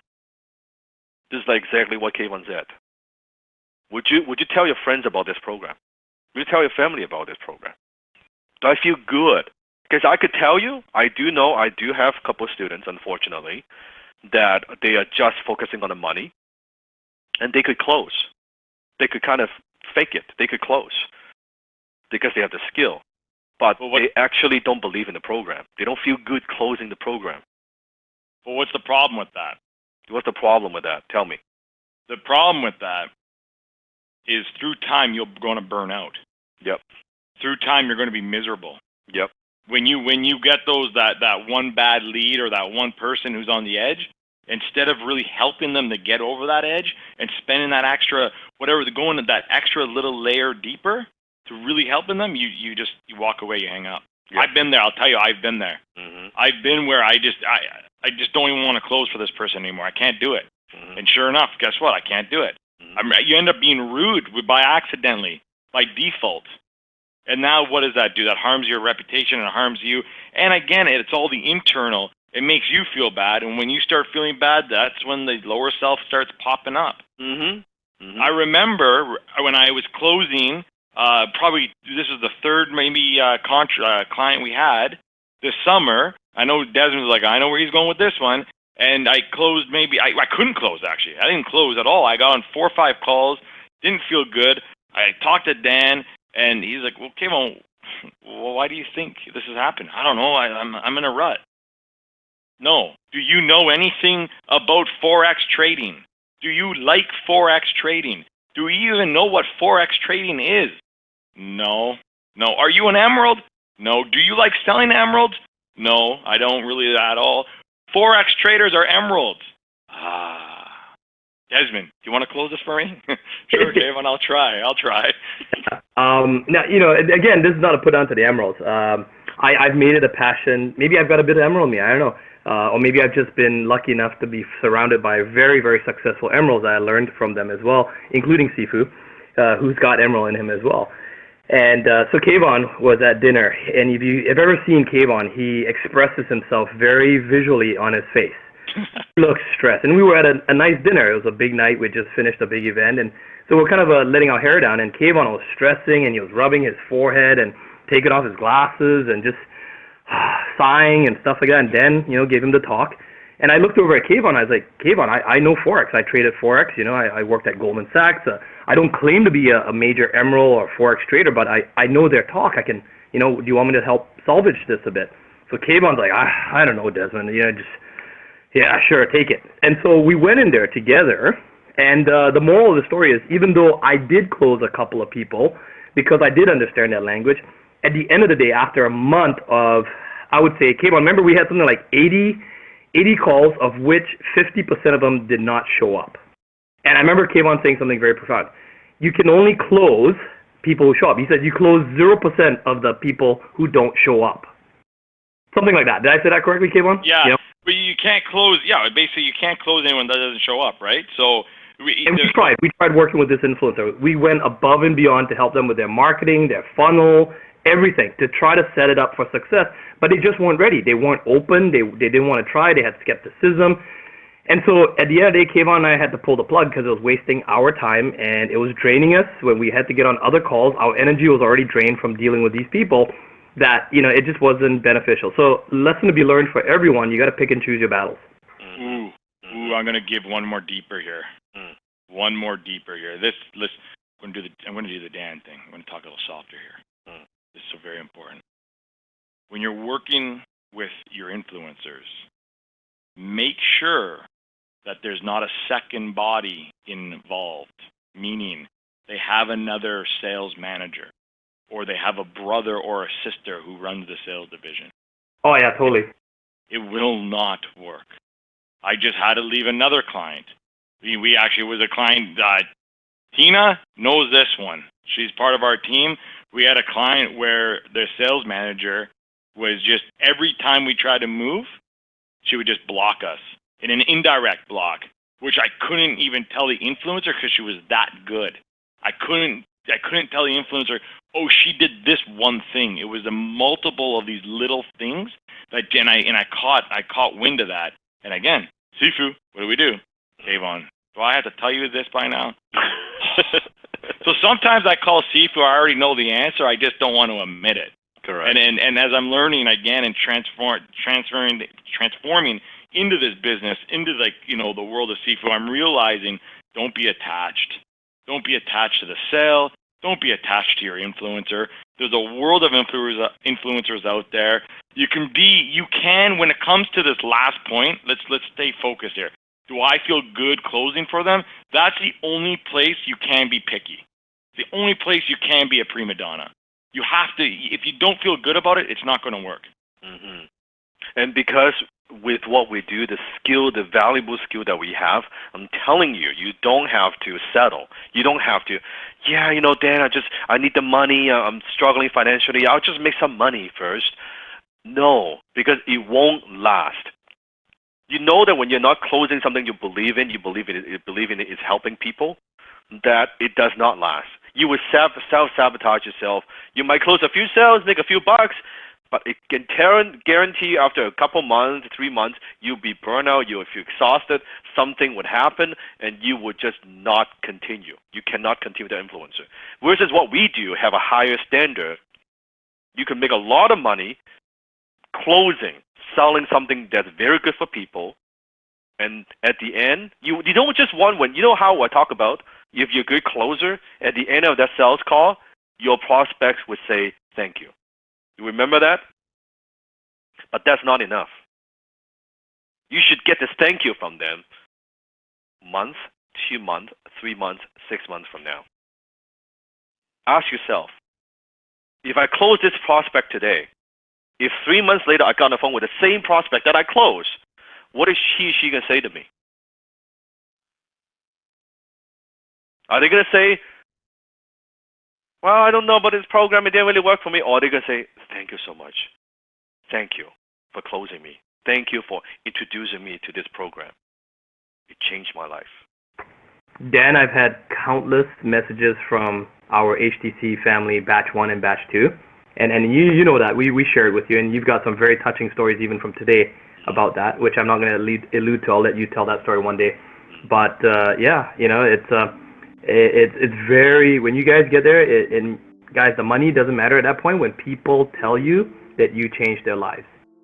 And the money. So let me read. I just, when you said that, Dan, I ran into my Skype here because I remember getting a message. And this was from the one person I closed on that Forex deal, Desmond. I don't know if I even told you about this.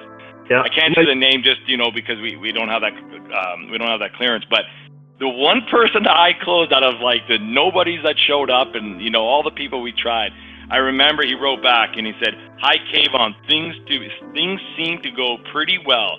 I'm plus pips, don't even know what that means, and slowly getting up to speed with all the technology. Trying to trade at the same time as I type in the Telegram chat window at the moment. Laugh out loud, I guess it's only 1 week. I would really like to say a big thanks for giving me the nudge to take action with the program. I have never seen the Forex market so clearly. Unbelievable, really. Happy to chat at some stage that suits you." And these comments, these feedback, these stories, they act as fuel for your high-ticket closer self. The more you get this, the more you close, the better you feel, the more you want to close, and the more effective you are as a closer. And the more money that you make, of course.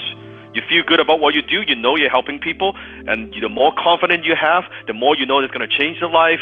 The more you want to close, and the better you're at it, the more confident you have, you can negotiate a better rate, and you close high percentage. It becomes a very powerful, positive cycle. Yeah, it is. It is a money-making cycle. You feel good, and you make a lot of money. Nothing is better than that.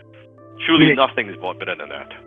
Kayvon and Dan, I want to ask everyone, where would we all be today if I didn't close Kayvon? I remember Kayvon pulling me aside. Kayvon's got a lot of pride, right? He's a top achiever. He's amazing at sports. He's amazing at everything he does, competitive, right? Downhill skiing, everything.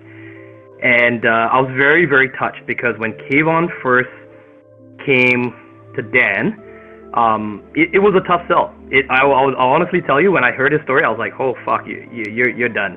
He was one of those guys that, you guys are going to get this as well, where you almost, the lower self in you is going to be like, oh shit, I can't take this guy's money. He's already so beat up and banged up, But then I snapped into something that Sifu had taught me, and I challenged Kayvon, and he freaking came out, with amazing flying colors. But on top of that, the story did not end there. For a couple of months, the first 2-3 months, Kayvon was actually ridiculed to some extent behind his back. People doubted him. People thought he was a done-for case.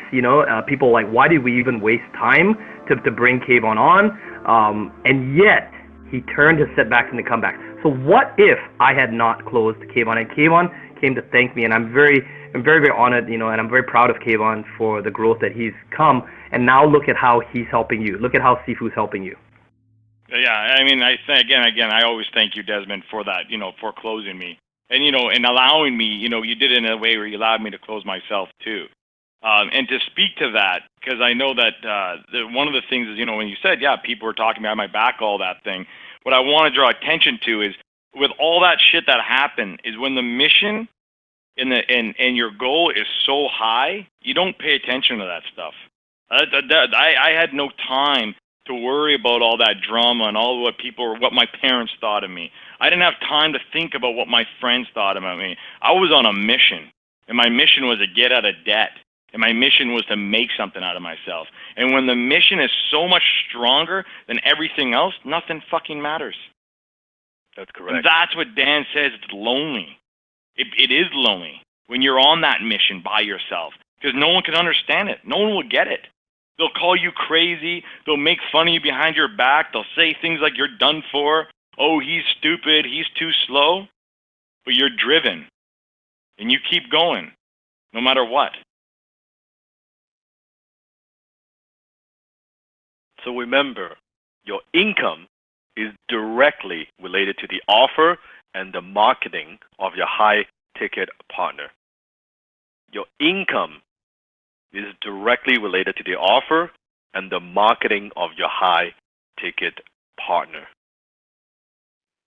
The more reputable the partner, the better the marketing, the more irresistible the offer, the better. The more reputable the partner, the better their marketing, the more irresistible the offer, the better, the easier it is for you to make money. Okay? Don't feel like, oh, I'm so fucking good. I'm the high ticket closer. I could sell anything. I could make, and you could, you might very well could, but that's not a good attitude to have. Pick the partner. Pick a good partner. How many partners do we need to make six-figure income a year? How many? One. Right? I always like to use this analogy. Like, let's say in boxing. If I'm going to go into a boxing ring, why the fuck would I want to fight Mike Tyson? Why the fuck would you want to go fight Mike Tyson? Why would you pick an uphill battle? I joke about it. If I'm gonna go into boxing, I wanna fight a little, 11, 12-year-old kid that I can just push and it will fall down and I will win. Right? That's what I'm talking about. I don't want a challenge, right? It's a funny metaphor, but why would the fuck want a challenge? I want to use my skill. You want to win, right? You want the shortest distance from point 20 to point B, and that's the metaphor that I want to share with you. Don't look for the challenge. Okay, pick a partner that's reputable. You feel good closing, who are financially strong. The marketing is good. The funnel is good. Big mistake, by the way. Don't try to fix the marketing. You are a closer. Unless that's what you do, like you're in digital marketing, you're a marketing consultant, that's perfectly fine. Then yes, close them and fix the marketing. But if you're strictly talking about closing, don't try to fix someone's shit that should already be good before you go in, right? Here's the formula. Burn this in your mind. Okay, print this out, put it in front of you. Your high ticket closing skill, this is the formula, plus a reputable partner, plus superior marketing, plus irresistible high ticket offer equals a solid, consistent six-figure income. That's it. Your high ticket closing skill plus reputable partner plus superior marketing plus irresistible high ticket offer equals a solid six-figure income. So let me try to put this in a different way as well, Dan. A little deeper here. Your high ticket closing skill, that's not just the tactical skill. That's your mindset, your high ticket closing mindset, how you operate at your highest level, plus the reputable partner. A reputable partner meaning what kind of community do they have? Do they have a big following? Do they have a big list? Do they go to their Facebook? Do they have more than 100,000 people following them? Sorry, or 10,000 people following them. Go to their Instagram. Then, okay, how do their funnels look? How's their marketing? Is it like everybody else or does it stick out? Would you buy the program? If you were in their customer's pain, would you buy it? And is the offer so irresistible that you wouldn't go anywhere else? If you follow this formula, it's a winning formula. I failed many times with influencers in closing deals because I didn't follow this formula. I didn't have the right mindset, but everything was there. Or I had the right mindset, I had everything, the skill, but the partner, they had amazing marketing and an amazing irresistible offer, but they had no reputation in the marketplace. Mm-hmm. Or vice versa. All of that, except their offer was shit. There was nothing there. It was empty. All of these are very important, and you got to look at these, treat every level here with high regard, high respect, with high value. If you follow that, you will have a six-figure income. Mm-hmm. And that's what I'm sharing with you, right? The formula. 80% of the sale is done right here. That's correct. 80% of the sale. Pick the battle, right? Is this valuable? Is this helpful? Go to what? Good. Art of war. Every battle is won before it's ever fought.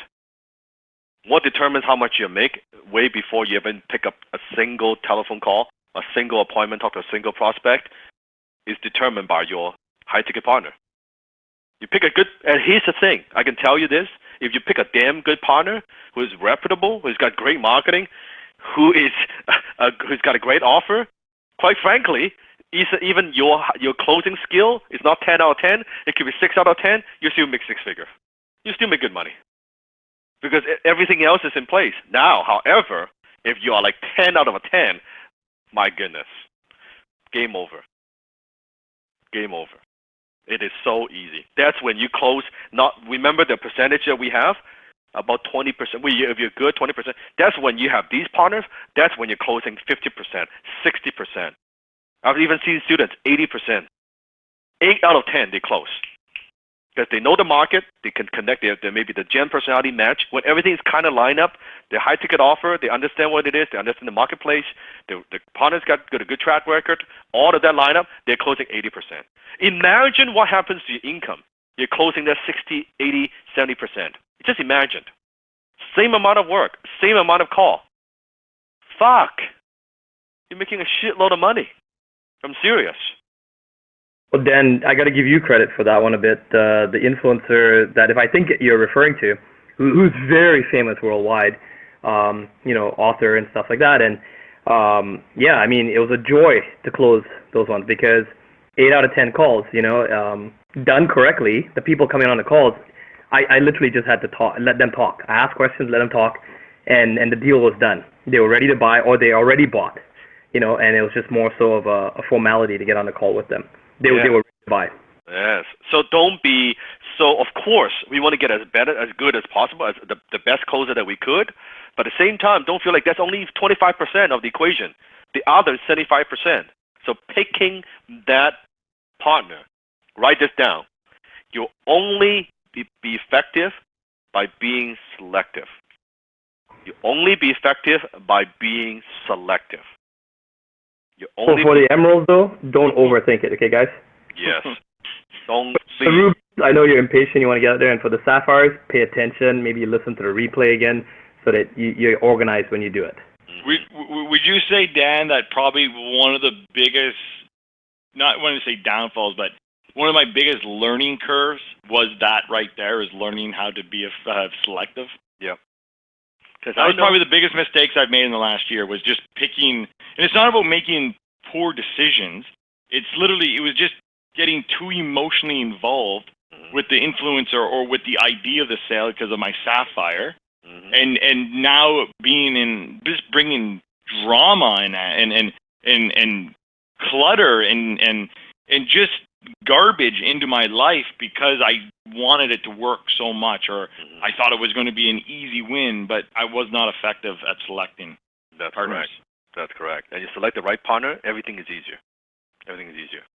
Okay, let's keep going. Can you believe we're already 2 hours in? 2 hours and 10 minutes in. Holy shit.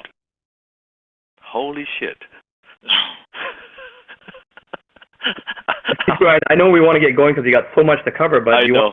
Minutes. Oh my goodness. All right. Hi, Dick Closer. Yeah, go ahead. Do you want to do that 2-minute break, that bathroom break? I mean. Fuck. Let's do that. Okay, because I think guys, stretch, go run, get your water, take care of kids. Yeah, I got a bathroom break at like 2 minutes. 2 minutes. That's it. Okay. I'm timing it. Timing it. Go for it. Actually, I'll go grab a glass of water. I'll be right back. Okay.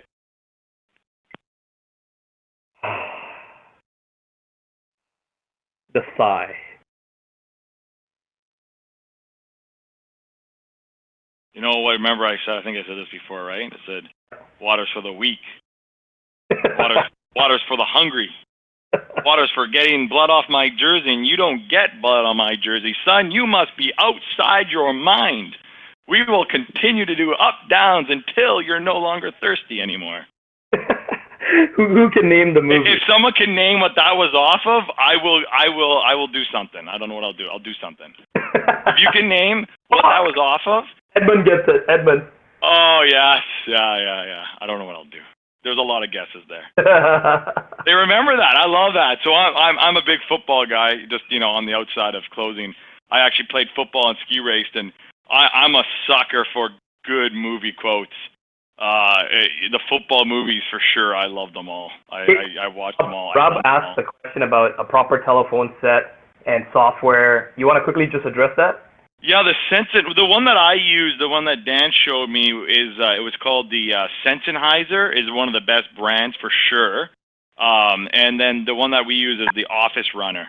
But truthfully, like just starting out as a closer, I didn't get this thing until I was probably 6 months in. Like that's what Dan said, is a simple phone. Yeah. Now, you want to make sure, here's the one key you do want to make sure, is that the connection is good. Yeah. Because I'll tell you what happens is there's nothing worse than when you get someone into a emotional state. And then what I mean by emotional state is when we're talking about their deep, deep desires and their pains, and then you ask them, so are you up for doing this? And then all of a sudden they get cut off, or something happens. It actually does a state change in their mind, and it's like you're done for, or you got to go all the way back and get them back in there. So you definitely always want to make sure your line is secure, but you don't need, this is the great thing. This is why I love when Dan, so because I spent 2 years, trying to do the affiliate marketing, try to do the funnels, try to have everything that you see Dan do, I tried doing and failed and failed and failed. And when Dan showed me the art of high ticket closing, I was like, oh my God, I can be online and say I'm on the online business, but actually not have to be online at all.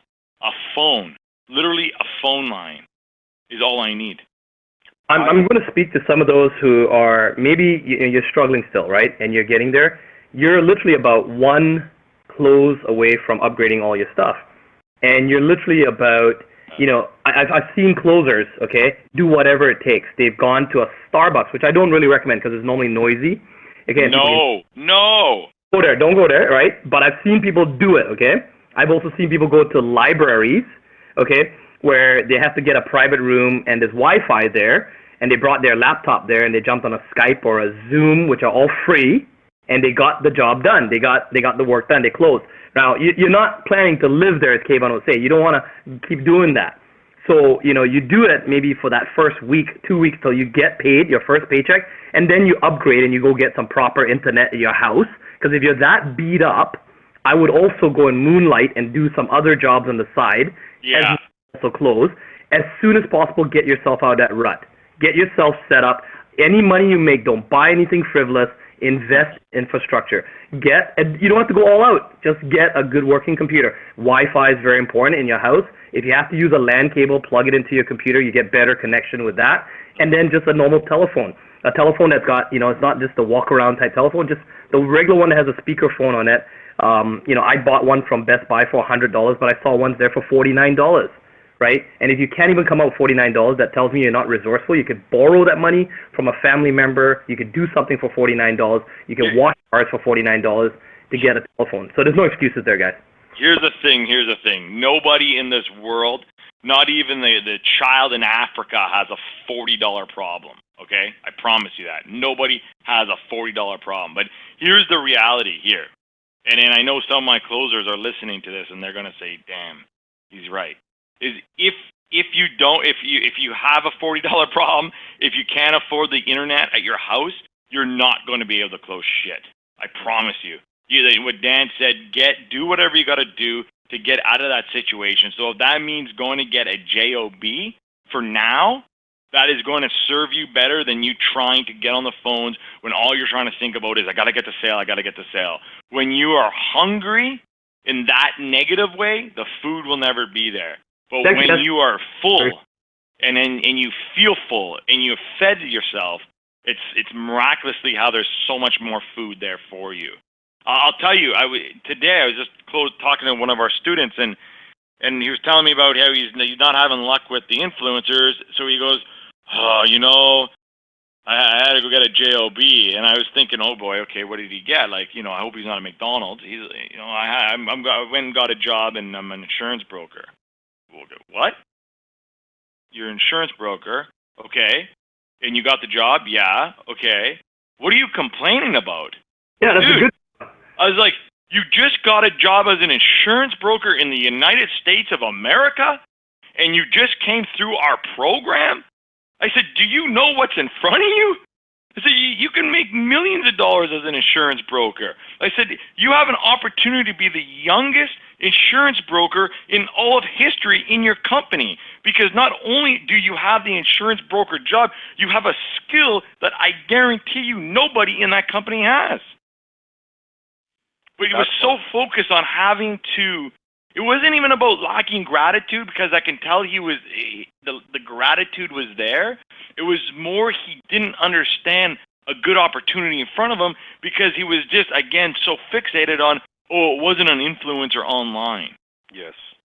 Like I didn't know. Sorry, Dan, you're back. We got. Yeah, and that's why the closing, you're closing all the time. Like, that's why he doesn't see it. Now, I see all the comment about the phone and all this shit. I want to address this very quickly. Very important. Okay. In the beginning, remember I talked about the importance of your environment. The importance of what? Your environment. Let's see if they're there. Let's see if they're all there. Are we all here? Yeah, environment. So you want to set yourself up. I'm not talking. You could get the headsets. If you want to get the headsets, I buy it from 1-800-headsets.com.ca. You can search 1800 headsets. That's not what's going to make you a closer. You can use that. You can use whatever. But your environment, like in the beginning, for God's sakes, right? You guys are new at this. Find a quiet spot. Less distraction. You can pay attention. Use a fucking landline. Have steady internet. Zoom, Skype. Like this is like, we're talking common sense here, right? To set yourself up for success, have the optimal environment, wealth triggers around you, the HTC Creed in front of you, whatever your vision board in front of you, something that inspires, setting that up environment. Once you get better, once you really get it, like you are a closer, you become one, that's who you are, like you get to like my level, who gives a fuck? I can do it on speakerphone. I can do it on cell. I can be walking around. I can be in Starbucks. I can be going to the airport. I can be in my Bentley. It doesn't matter. I'm just closing. It's who I am. It doesn't matter. I close. I just close. None of that matters. Does that make sense? So first, focus on environment, optimal. Once you get better, none of this matters. It doesn't fucking matter. You give me a fucking paper cup with a line I can close. Makes no difference. High-ticket closer mindset shift number 5 is not always going to be smooth selling. It's not going to want to prepare you. It's not always going to be smooth selling. You've heard about Kayvon's story. You've heard about Desmond's story. People not getting paid, like him not getting paid, choosing the wrong influencer to partner with. Right? Not getting paid on time, or the funnel sucks, right? All this stuff. I guarantee you're going to face rejections that you don't know how to handle. In spite of how many role play you've done, you're going to get rejected by high-ticket partners multiple times. You're going to fall back to your old lower self from time to time. You're going to have a prospect who you've closed, who backed out after you closed a sale. I guarantee you're going to get scammed by high-ticket partners. You're going to get fired by high-ticket partners in your best month ever. Why? That one Why? Why is that? Because, depending on the situation, but people are scared of greatness. And if you're working on a team, the other salespeople that you join will do whatever they can to sabotage you. Mm-hmm. That's basically what happened to Kayvon. The guy's been with the company for a long time, the sales manager. He joined the new kid on the block. He outsold the guy in couple of months, in 1 month actually, I think. It was month 1 I met his sales. By month 2, I surpassed him to the point where it was so bad, and he was starting to get threatened. So, I got the call. And I was speaking to someone today about it, and the same guy, actually, I was talking about the insurance broker. He got fired from a job for being number 1. I was like, I've been there. It's an amazing feeling. You're getting fired for being number 1. Mm-hmm. You're going to, and that's the thing, is you're going to rub people, no matter how great you are with emotional intelligence, you will rub somebody the wrong way if you get onto a team. And that's why I'm highly advising, don't jump onto someone's sales team. That's right. If you don't have to, really, if you don't have to, don't do that. Everything here is I mean, I go through it. I still go through it. And that's what I'm trying to communicate. I'm trying to get across. It's Kayvon, the one call closer, experienced all of these, and he's here. He experienced all of these things. I guarantee you, you're going to have family and friends to tell you to give up, to quit. As you make more money, you're going to get critics. You're going to get haters. And you're going to get lazy. Sometimes, especially when you have experience of limitless success, after you made that few sales, suddenly, I don't know why, so motivated before I made the first sale, now I made a couple of sales, now you got lazy. And you lose focus. And you're going to be tempted. And that's the human mind, right? Oh, you're 7 weeks, oh, I've learned, I've ended the end of the program, then you're going to be tempted to jump to the next thing, quote unquote, the next better thing, whatever the fuck that is, right? You're going to be tempted. And you're going to make the same mistakes two times, 3 times, or maybe even 4 times. It's going to happen. So the question is, what are you going to do about it? What are you going to do about it?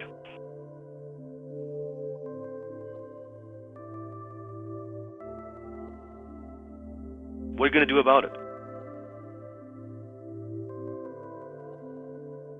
You know, I noticed even with, this is a little bit deep. Do you know there are HCC graduates, as they are so close to their breakthrough, or even after they made a couple sales, their lower self. Remember, your lower self is resistant to change. Their lower self, their programming, it is so strong, they would actually get physically sick. Suddenly, all these incidents happened. Suddenly, accidents happen. Suddenly, you get a headache. Suddenly, your stomach doesn't feel good. Suddenly, something happened to your parents. Suddenly, something happened to your kids. Suddenly, all these things like bad shit just happened in your life out of nowhere. It wasn't there before. Suddenly, as you get close to that breakthrough, as you are even having that breakthrough or having that liberal success, all this shit all comes at the same time. Why is that? Because your lower self is resisting to change, is manifesting these things through physical pain. And it's the easiest for human beings. Let me make you feel a little bit not well. Let me give you a little bit of headache. Let me give you a stomach ache. It distracts you. You lose focus. Now it's very difficult to get back on track. I see that happen. It means your programming, your lower self is so fucking sneaky, it's so fucking strong. They know, okay, fuck, you're doing attitude gratitude. You're listening to the video. You're programming yourself for prosperity, abundance. Fuck, I can't take you out mentally. Let's do it physically. Let me make you feel sick. That will take you out. You won't even know that happened. And you think that's your body. You think you actually get sick. It's not. It's your lower self. It's your fucking lower self. I've seen people do that. Suddenly, you weren't sick all the time. Suddenly, oh, week 6, week 7, I'm about to get into it. Oh, suddenly I'm sick. Where does that come from? I remember, Dan, when we first started this program, I was so fucking nervous. I'd actually be like kind of depressed for a couple days before, just kind of down. And then the day of, my throat would be hurting. I would have stomach in my like knots in my stomach, sorry. And then we would do the course, and then after I'd feel like I was $1 million. And it wasn't until you taught me this. And Mike is asking, well, Sifu, how do you combat the lower self? You don't need to combat. The lower self is always there, because lower self, you cannot kill the lower self. The lower self is always there. The lower self is the part of your mind, the brain, where there's an edge. Let's not go there. You're going to hurt yourself. It's a survival mechanism. Or the stove is hot. Let's not touch that. I'm going to burn myself. We all need that. What you need to do is not combat. There's no combat. It's always there. It's like left hand and right hand. What I'm asking you to do is, when these things happen, be aware, okay, is this coming from my lower self or is this coming from my HTC self? That's all you need to do. Just having the awareness, okay, this is not me. This is not who I am. This is coming from that lower self, the conditioning, the survival brain. Okay, I acknowledge that, and thank you for sharing. Shut the fuck up. Let me go back to HTC self. That's all you need to do. It's that decision. When this happens, I don't feel good. Shut the fuck up. All right. Then the lower self, suddenly when you don't give it energy, you're like a little bit mean to it. It's very interesting. When you remember when you read that mini creed, right? When all this stuff creeps in, you read that mini creed on your phone. That's your saying, shut the fuck up. I am confident. I think in abundance. That doesn't stop me.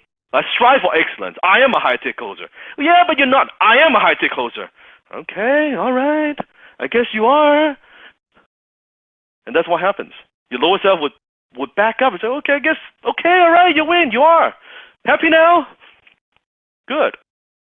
But they always try to kind of sneak in when you are less aware. It's always waiting, and you cannot give it an inch. You give it an inch, they want to move another inch. You give it an inch, you suddenly, oh yeah, you know what? I don't feel so good. Maybe I don't do the role play today, and then tomorrow, yeah. But I got other things to do and family coming over. I guess it's okay. It doesn't harm. I stop a couple of days, and then this morning kind of wake up late. I got to go to the door. I don't have time to do the attitude of gratitude. Okay, right? You miss a couple of days. Yeah, but I don't feel like doing it today. Bit by bit, bit by bit, bit by bit. Guess what? Your lower self has control. All over again. All over again. A smooth sea never made a skillful sailor. It's not going to be smooth sailing. And that's why it's so dangerous. It's so dangerous. The minute you think, I got this, that's when it fucking got you. I got it. Arrogance takes over. I got this. I have all the answers. You're fucked. Very, very dangerous. It's one of the most important lessons I've learned about life. Rich people do what is hard. That's why their life is easy. Poor people do what is easy. That's why their life is hard. Boom. I just had to say it. Like, boom. What I mean by hard is they take control of their lower self. Not hard work. I'm talking about that hard work part of taking control, the self-mastery, the emotion mastery. That's the difficult part. Not the act of closing, not the act of doing things. Poor people, they don't think about it. Oh, it's easy. Just 9 to 5, I finish at 5 o'clock, go home, right? Watch some TV, eat some dinner, sit in front of the couch for a few hours, get sleepy, shower, I sleep, next day all the same shit again and again. I don't think about life. Why do I have to think about this closing stuff? What lower self, higher self, being aware? I have to do gratitude. Oh man, that sounds like a lot of fucking work. Sure.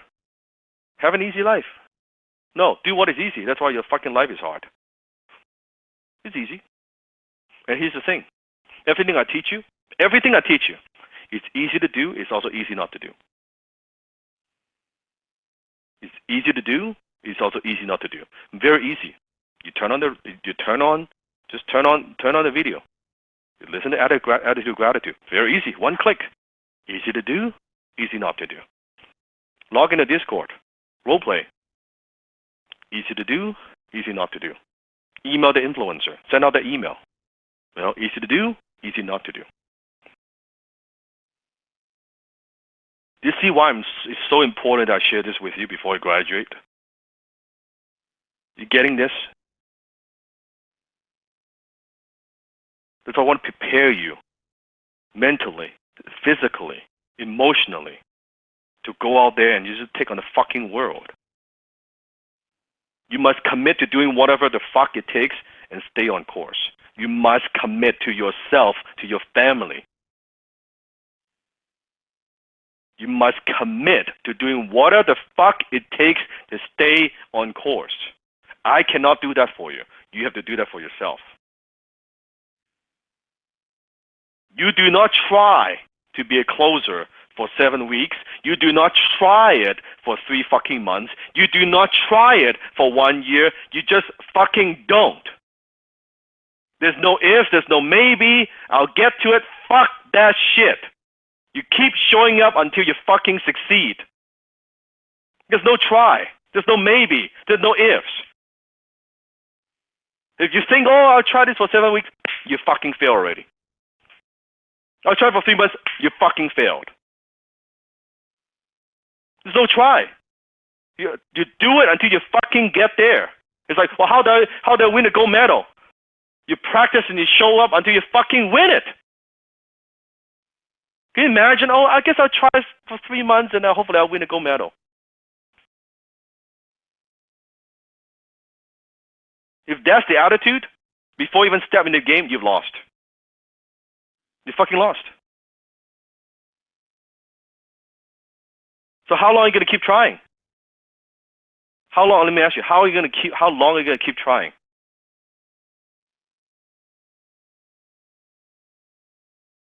Until you succeed. It's very simple. Until you fucking succeed. Until you get it. That's when you know. That's why being a high-tick closer, I said in day 1, week 1, it's not something you try, it's something that you are. You're either one or you're not. You're either one or you're not. I'm a high-tick closer. Kevon's a high-tick closer. Desmond's a high-tick closer.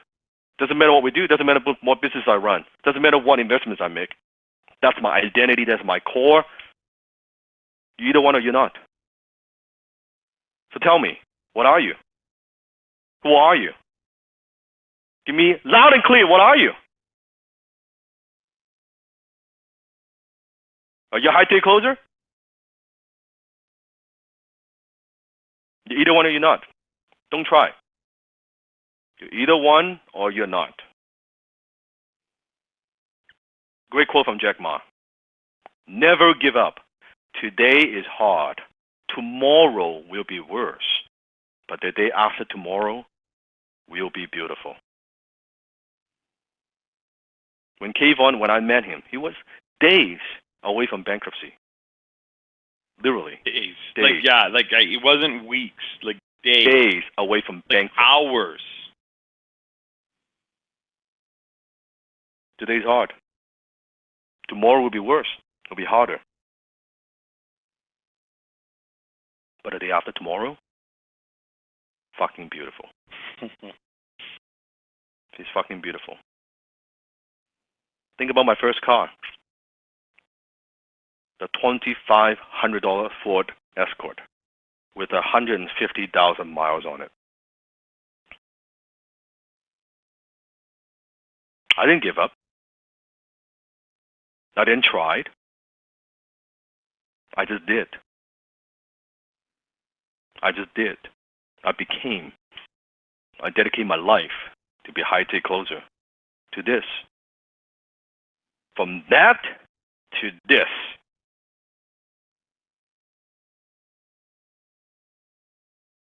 And I'm telling you, it's not about the car.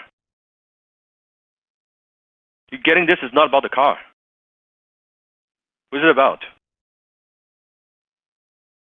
What is it about? It's not about the car. It's about who I am today. A better version of me. A better version of me. And all because I dedicated my life to being a high-tick closer. And I still do. The car is just a manifestation of that. That's all. It's not about the car. It's about the man who I've become driving the car. Sifu, the car is pretty damn fucking cool. It is pretty cool. and I've watched you. If there's one thing, if I can summarize, you are a master of discipline. You're a master of self-control. You're a master of you self-critique yourself in a good way. It like you are the master of that.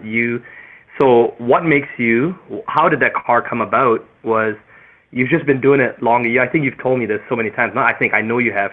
You've just been doing it. You've been more consistent and improving yourself every step of the way in everything you do. Even today's call, you'll probably go back and listen to the replay, and you'll instead of going to sleep, you'll listen to it and you'll critique it. How could I have made it better? How could I have helped the people better? It's everything you do. So I hope that people listening to this, I hope our HTC family can start to look at their life that way. Start to look at how they can just incrementally, and maybe 3 months from now, 6 months from now, 4 years from now, 10 years from now, you will get there as long as you stay consistent. And all my wealth. Go ahead, Kayvon. I was going to say, I just want to add though one thing though. If you take the car away from Sifu, you're still a fucking high-ticket closer. That's right. The car doesn't define Sifu. It doesn't define Sifu defines the car. It truly doesn't define me. So all my wealth, all my success, all my fulfillment comes from my ability to close, which is the skill that I'm passing on to you. My knowledge, my experience, everything I have today, everything I'll have in the future is my ability to close. There is the superpower.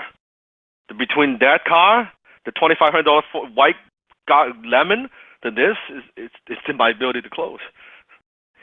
It's nothing more than that. And when I was struggling, and here's something that I think I want to share with you, because I know sometimes intellectually you get it, but here's what I was going through my mind. It's a very powerful mindset. The belief at the time that kept me going during the tough times, here's the belief that I had when I was struggling. Like, damn, my life couldn't get any worse. I was in debt, where I was not making enough money. What have I got to lose? I'm already in debt. I'm already struggling. I couldn't fall off the bottom. I'm already at the fucking bottom. I'm already that couldn't get any worse than this. But I know, I said to myself, if I kept learning and practicing, there's no way in hell I wouldn't get better. I just know, I trust myself, eventually I would figure this shit out. It couldn't get any worse. So what the fuck have you got to lose? I was telling myself, Dan, what have you got to lose? You're at the fucking bottom. You're not making money. You're in debt. It couldn't get any worse. It could not get any worse. But you keep practicing and trying and learning. I mean, you're not dumb. You're not stupid. You work hard. You will figure this out. And that's what I was telling myself. And that's exactly what kept me going. And I could see, okay, as I practice, I get a little bit better. My skill get a little bit more confidence. And I get a little bit better. I have a little bit more confidence. And then from eventually to where I am today. That's what I'm talking about. That's a pretty good belief to have. It's not like super empowering, super motivating, like, oh, I'm going to be this. No, I'm just like, hey, fuck, it can't get any worse than this. That's where I was, right? And I'm like, if I practice this shit, come on. I got to, even if 1%, I got 2% better. If I just practice a little bit, I got to get a little bit better. There's no way in hell. And when I saw other people who are not as smart, who don't work as hard, I mean, they fucking get it. They fucking made it. Why not me? That was my belief. But why not me? Why not? I could figure this out. I got time. If I couldn't figure it out in 1 month, I'll take 2 months. I couldn't figure this shit out in 2 months, I'll take 3 months. I couldn't figure out 3 months, I'll take 5 months. Doesn't matter. I'll take 6 months. I'll take a year. I'll figure this shit out. So eventually, I'll figure this out. Sifu, I think there are going to be a couple of people, who might be thinking about this. At the start, you said about how patience is not a good thing. On the other hand, here's another observation. Okay, once again, this is Uncle Des mentioned. I see Dan is extremely patient with his consistency, okay, because he knows he will be the last man standing, bar none. I've heard him say it many times. He has demonstrated it time and time again. But make no mistake, he moves with a sense of urgency. He moves like freaking Batman. He moves like Bruce Lee. When he strikes, it's that one shot, one kill. I mean, you do not want to get in his crosshairs, right? So he moves with a sense of urgency. He might take his time to line up the shot. He might take his time. He's not doing the machine gun all over the freaking place, you know, shotgun, whatever it is.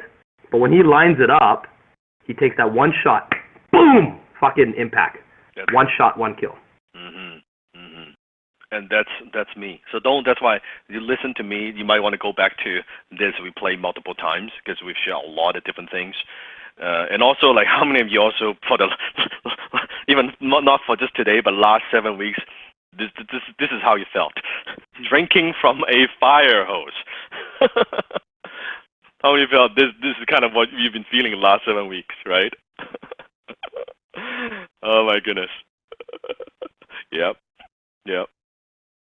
And my intention for you is, I do not want to just do some program and be a seafood for 7 weeks. I do not want to be a seafood for 1 year. That's not my intention. I want to be your seafood for life if you are willing to learn. If you're willing to learn. At the same time, I'm also a realist that I know I can't be a seafood for everyone. It's simply not possible.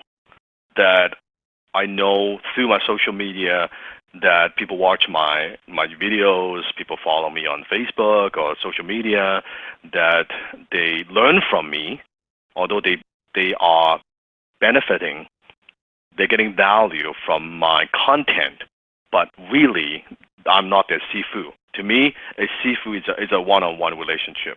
Does that make sense? This is like, this to me, yes, I'm your seafood. I'm teaching, I'm talking to you. People watch my video and they're not in HTC, they're not learning from me directly, I'm not their seafood. At best, I am someone that maybe they look up to, they watch some video, but that's not it. Maybe I'm a little bit more traditional, because when it comes to like that relation, remember day one, week one, I said, people call me seafood, and Desmond call me seafood, and Kayvon, and that's great. But I really do not want you to call me seafood unless you mean it, because I'm traditional that way. That to me, think about in martial art in ancient times, how does one, like the martial art master, how do they pass on to their knowledge? I mean, they would take them behind closed door in a private setting, a small group of people, and they would teach them their life skills and philosophies and about the art, right? That's how it is, not from a fucking video, right? It's not that. That's not how this works. And I'm that way. Truly, I'm that way. To me, when someone calls me that, I take it very seriously. That's why, same thing, I don't call someone a seafood so easily myself. When I call my seafood, my instructor, my mentor, seafood, it's a different thing. And that's why both mentors I've had more than a decade. It's not a program. It's not a 3-week thing, a 7-week thing, and all that stuff, right? I remember when, with the batch 1 student, at the end of week 7, people were not even asking, they were kind of panicking a little bit about, oh my God, Dan, it's the end of 7 weeks, what's going to happen? Like, how can we continue this journey with HTC family? Is there a way you could continue to mentor me? Or I don't want this to end. I mean, we got a lot of messages from different people, and that's when I remember, Hank, right? And I saw that, okay, well, maybe what can we do if someone wants to continue to learn from me? What can we do? And by the way, let me ask, how many of you would, if there's an opportunity that you would want to continue for me to be a seafood? Just put in the chat box. Okay. And that's when we conceptualize the concept with the team and everyone, and we put together what we call the high ticket closers inner circle. And you can see already some of the members, sometimes you talk about, oh, what's this inner circle? And how come you have people retaking the program? Like, how does that work? I want to continue to learn from you. How does that work? So that happens, right? So I want you to think about the inner circle as kind of the university. So think of HTC as the high school, and the HTCIC inner circle is the university. Now you are graduating from high school, and that's the university. And HTC is all about teaching you the skill and the mindset that you need to be a high-ticket closer, right? And the HTCIC, on the other hand, is all about taking your new skill and make money with it. It's all about monetization. Within HTCIC, our focus is not giving you more skill on like script or what to say. We have a little bit of that, but the main thing is about the business aspect of it. How to make money, right? So the inner circle addresses questions like this. How do I know if this is the ideal high-ticket partner for me? How do I negotiate with the influencers? How should I get paid from influencers? Like how often? Should I get paid every week? Should I get paid bi-weekly? Should I get paid every month? How should I get paid? Wire transfer? Is it PayPal? How does that all work? What about refunds? What if I close someone and they refund? How does that work with the influencers, right?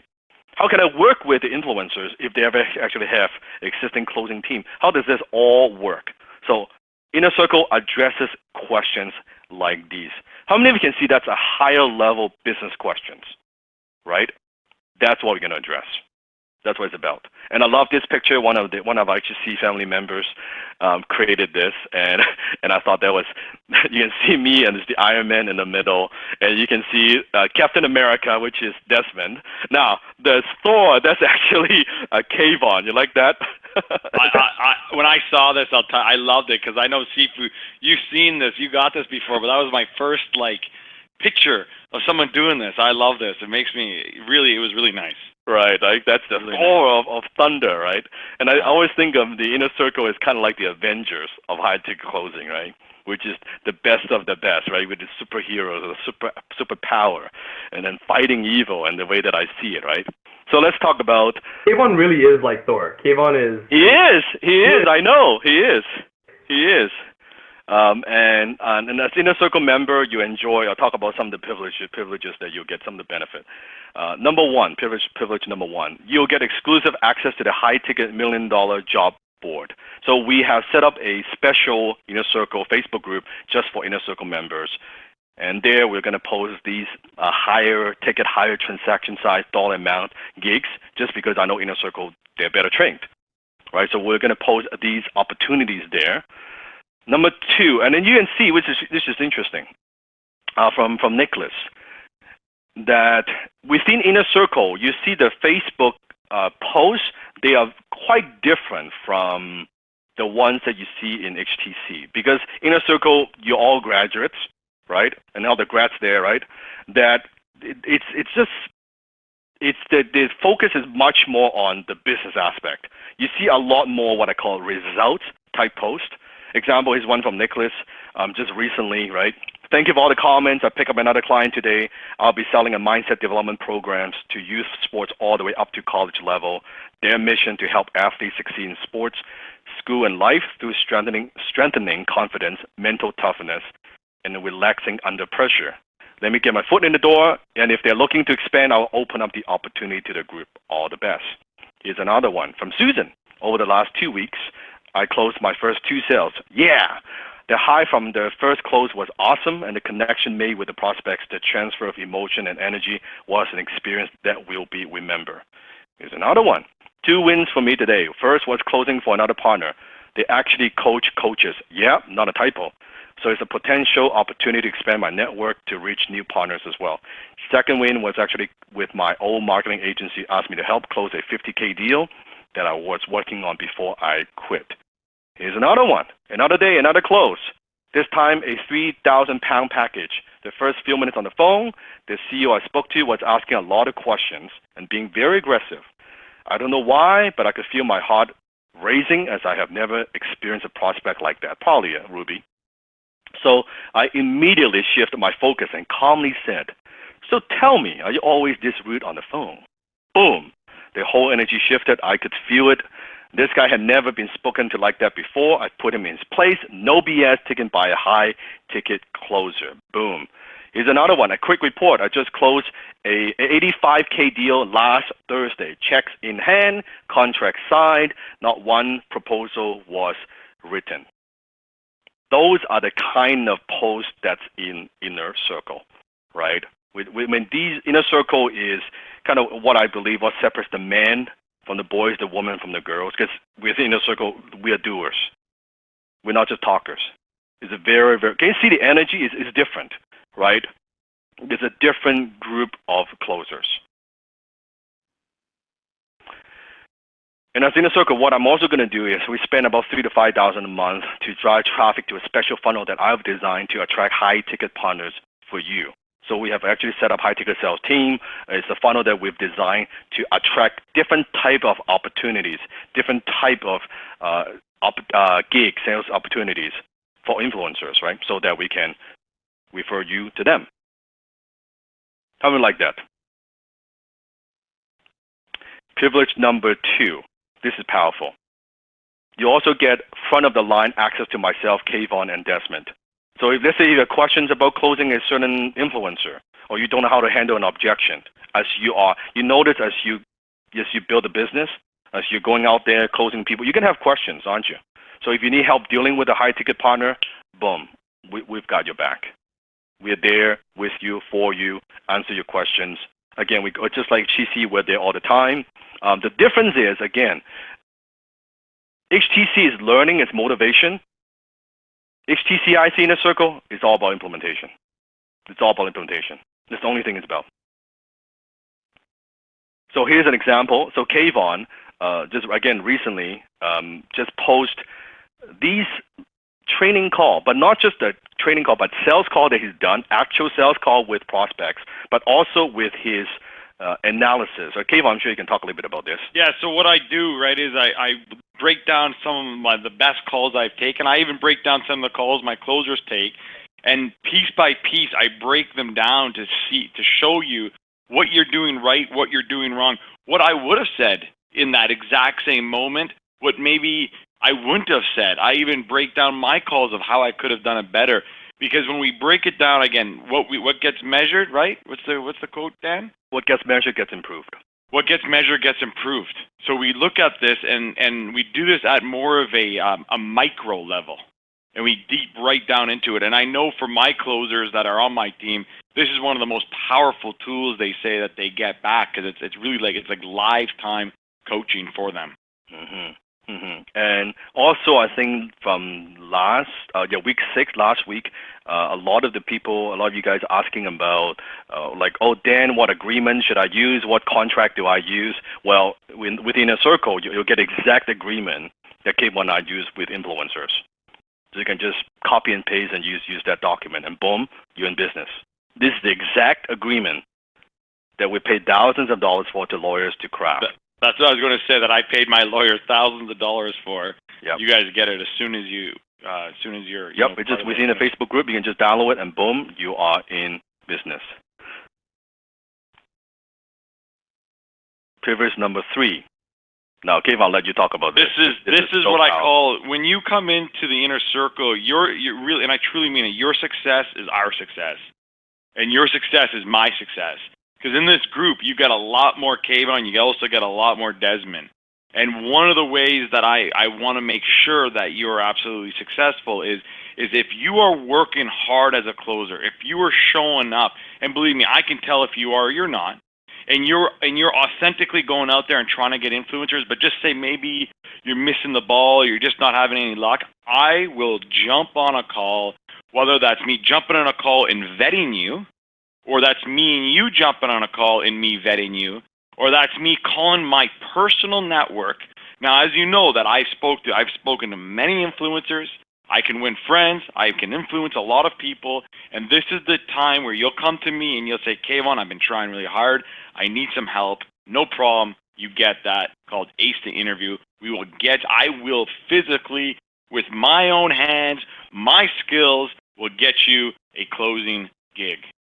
Kayvon, in fact, this week alone, if there are any of our existing inner circle members that actually talked to me. They booked a call with me. We were going to do an interview, but after a few minutes of talking to them, I realized that they needed some consulting to, some strategy. And I didn't have to do the call. I didn't have to spend that hour, and I'm not trying to toot my own horn here, but I spent the hour, and every single one of them got off the call saying, "Oh my God, Desmond, that was so precious. Thank you so much." And one of them even, during the call, he said, "Well, Desmond, I want to get in touch with this influencer." I said, "Oh my God, I know that guy. He's a friend of mine. Let me send a message to him right now." Now, it hasn't panned out yet, but that's the kind of stuff we do for you guys, okay?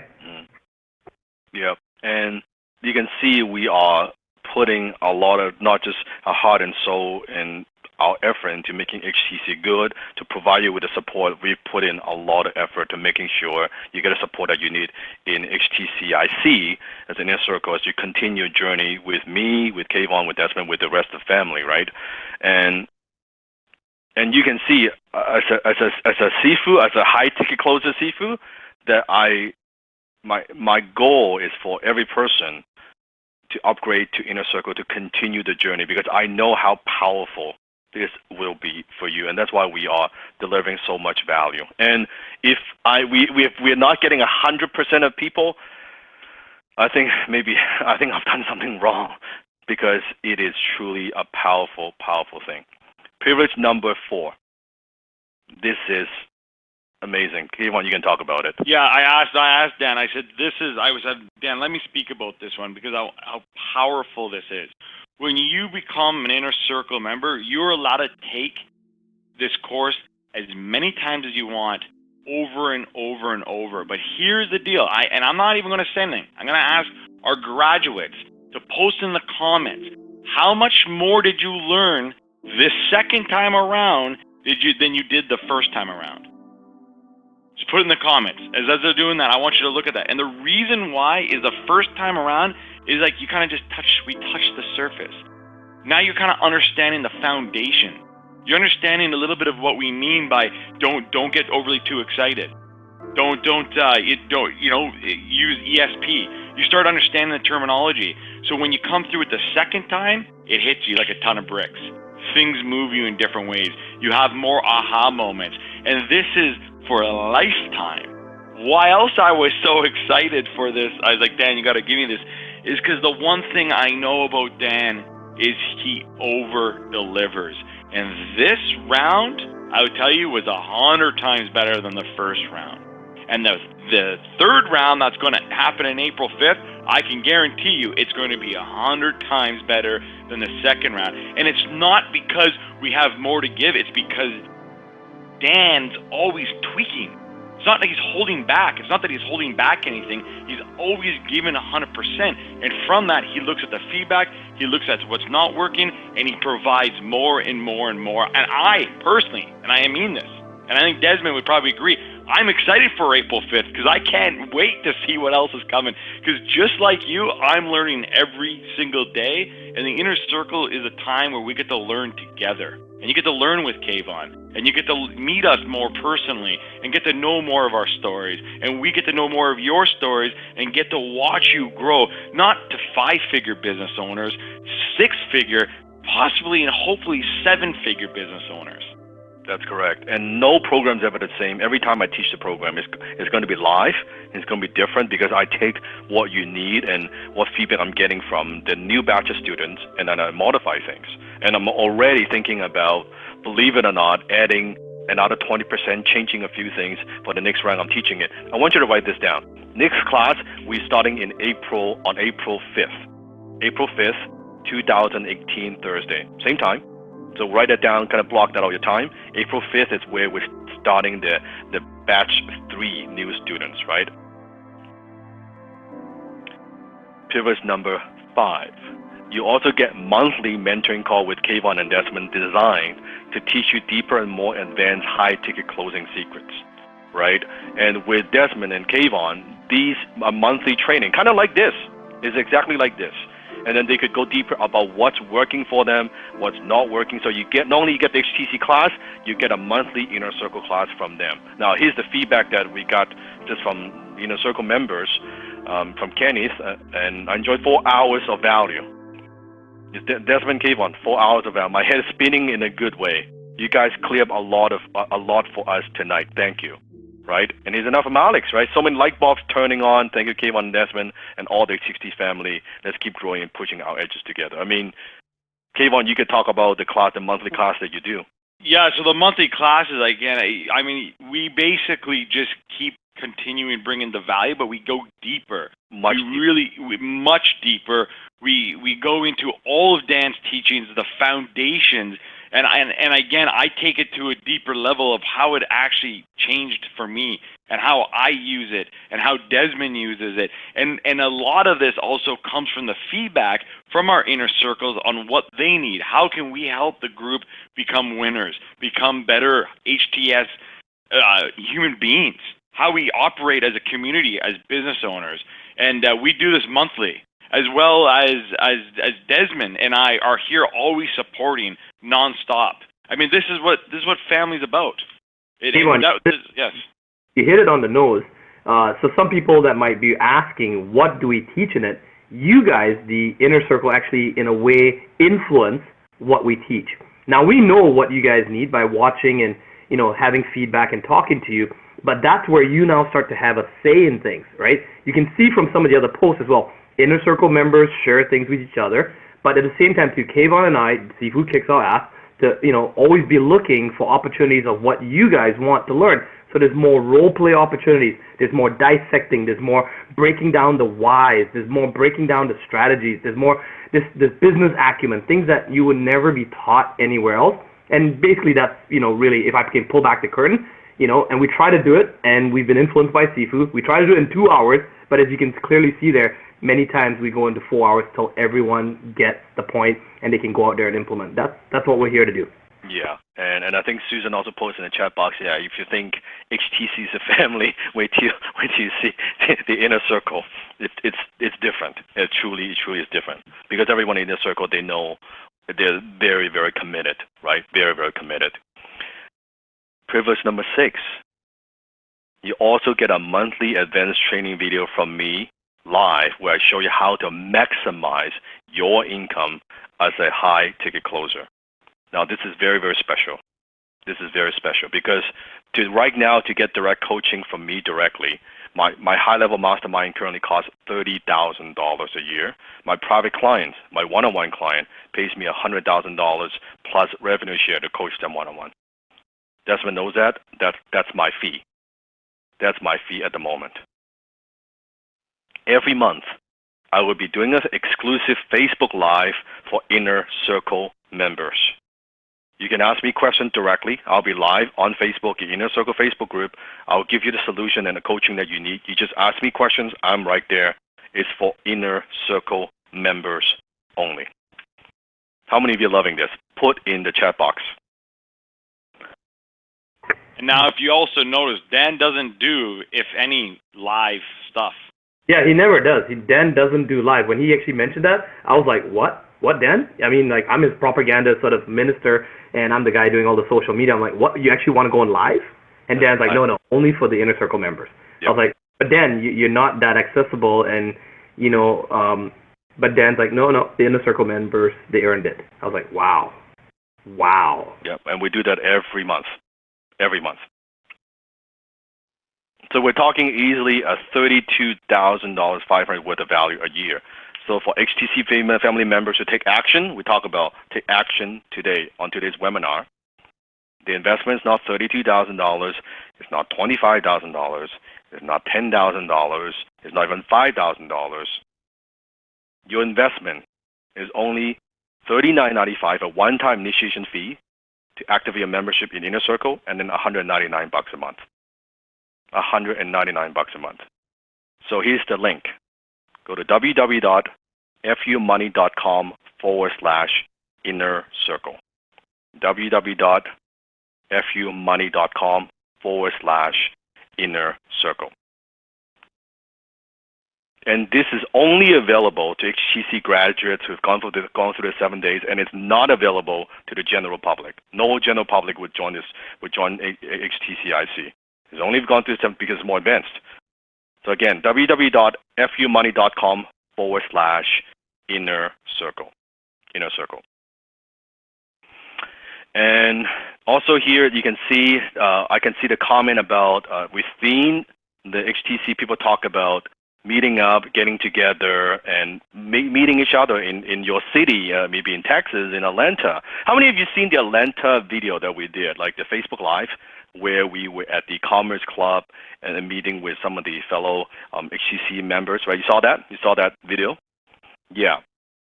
So, well, let me ask you this. You wouldn't want more, do you? How many of you want more?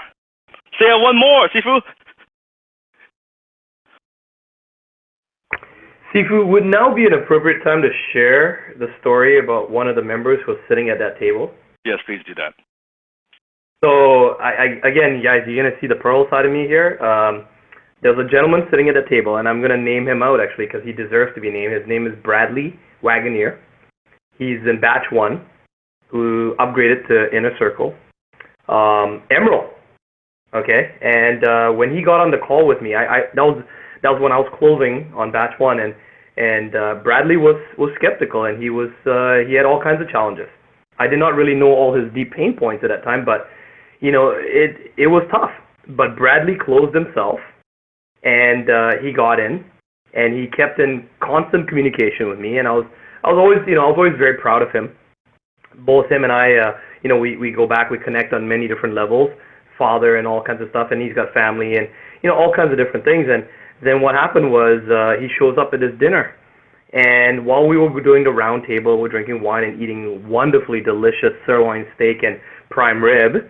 Bradley shares a story about how all he really wanted was to really help his father and mom. They live in a very small town, not a lot of motivated people there. We're talking, you can almost count people maybe on a hand. I don't know if that small, but it's small enough where there are a lot of unmotivated people. And this gentleman, he was really trying to salvage his family business. His father and mom had worked their entire life. They had a farming business, and it was about to be foreclosed on, and he used, at that dinner, at the time we were at the dinner, he announced to Sifu that, he really was going to use the HTC and the Inner Circle training to go to the banks and close the banks on a $900,000 deal. Okay? Guy who has never had any experience dealing with banks, never had any experience doing any of these things. You got to understand, he's back in his hometown and he's trying to help his parents. And not only did he get the 900,000, guys, he got $1.2 million. And he's now able to retire his mom and dad early and save the town because he's brought commerce and he's brought business back. He's a younger generation that knows how to save the business and run it, an older dying business that he's going to revamp with that money because he was able to close. Dan called him personally to congratulate him. Yeah, I'm very, very proud of Bradley. And when you log into the Inner Circle Facebook, you see Bradley sharing his story and how he closed that deal, kind of the details. But yeah, Bradley, it's amazing. It's truly, he touched me, his story, and I'm glad that I'm able to help him turn it around because I know how serious it was, the issue, that if he couldn't turn it around, like how devastating it would be to his dad, right? So I'm glad that he could use the skill that I taught him to turn it around. So we were talking about how you guys want to meet each other and in person, right? Because we've shared this journey together about what we've gone through, the people you've role played with, right? So here's what we are going to do. For the HTC family member who gets it and take action now, bonus that you're going to get an invitation to the Closers in Black event in Vancouver, where you get the ultimate luxury red carpet experience. It's a $5,000 worth of value, but as an Inner Circle member, you can attend free of charge. Free of charge. I'm personally investing over $250,000. That's $250,000 for Closers in Black to bring you the ultimate red carpet experience. This is the only event that I'm hosting in 2018. I'm not doing any other event. Only got 1 or 2 speaking gigs, which I've done, but this is the only event. I do only 1 event per year, with you guys. That's it. Actually, Dan, you told me last year or the year before, actually the year and a half ago, that you're never ever doing another event. You graduated from doing events. Mm. That you're moving on. You had other bigger projects, but you're actually doing an event because it's for the inner circle. This is where you get to meet me if you want to meet Kayvon, Desmond, or your fellow, of course, HTC brothers and sisters. Imagine this, right? This is kind of the Oscar for high-ticket closers. Write this down. I was going to say, this isn't an event. This is literally what Dan is planning to do. He just invested $250,000. I just wrote that check. Yep, that's not the only amount he's going to invest. It's going to be more to give you. Dan is committed to show you what it is, not to live life like a millionaire, what it is to live life like a fucking billionaire. He's going to be giving you that kind of luxury experience. 3 days with Desmond, Dan, and our entire team and all your brothers and sisters. Make sure to write it down. October 6th, 7th, and 8th. We're going to send the details to Inner Circle about all the hotel, logistics, all that stuff. You're going to get that in about a week or 2, so you can book the flight and hotel. But for now, knowing it's October 6th, 7th, 8th. You got that? Yeah, block out those dates. Imagine meeting me, Kayvon, Desmond, all your HTC brothers and sisters in person. With the growth that we have, with how many new students is joining the program, imagine 1,000 of us, high-ticket closers, under one roof, looking sharp, dressing in black, closers in black, me Seafood teaching for 3 full days, live, in person. In person. If you think that 7 weeks is good, imagine 3 days of training. I have 2 major goals in 2018. Number 1, to create 100 6-figure high-tier closers from the HTC family. That's my number 1 goal.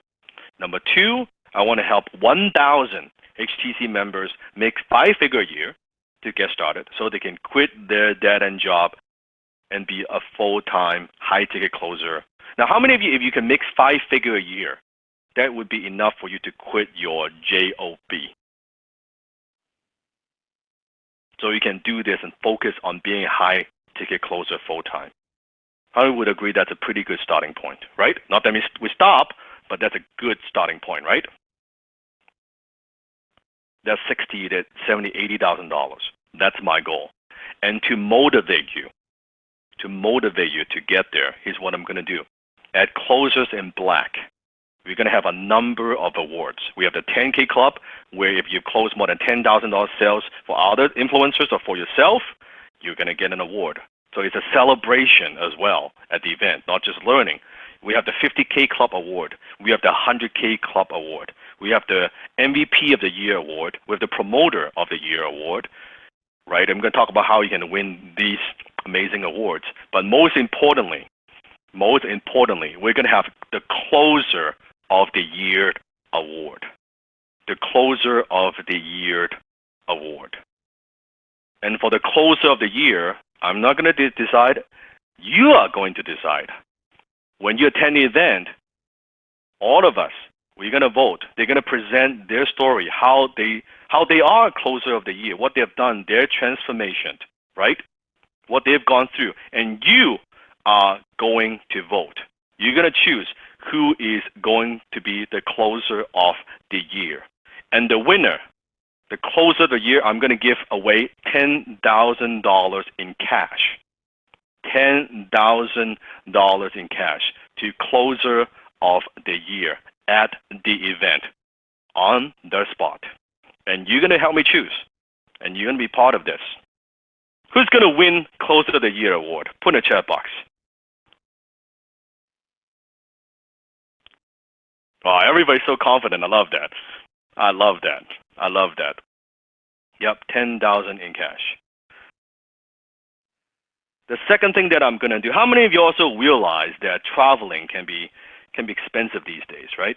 It could be very expensive. That a hotel combination, I remember when I was in Atlanta, the Ritz-Carlton I was staying in is like $1,000 a night, right? And so I know when you attend an event, it's not just the time invested away from your family, but the other costs involved, like an hotel. Especially I know with students, like if you're from overseas, I know with students from all over the world. And so especially I know if you're traveling internationally, since I know a lot of you live overseas, that here's what Sifu is going to do for you. When you apply for Inner Circle today, I'm going to give you $2,000 travel credit. Why am I doing this? I want to remove any excuses that you might have about coming to Closers in Black. I want you to start operating from your high-ticket closer self, not your lower self. I want you to stay at the event hotel, which is going to be Hyatt. On day two, Sunday night, we're going to have a party. I've arranged for you to go to one of the most prestigious and high-end nightclub if you want to hang out and have a drink in Vancouver. You're going to have fun, you're going to dance, it's going to be a blast. I want you to network and socialize with your fellow HTC brothers and sisters before, during, and after the event. And the way the travel credit works is this. I'm going to reduce your initiation fee to only $19.95. That's a $2,000 instant savings you can use towards flight and hotel. Is that good?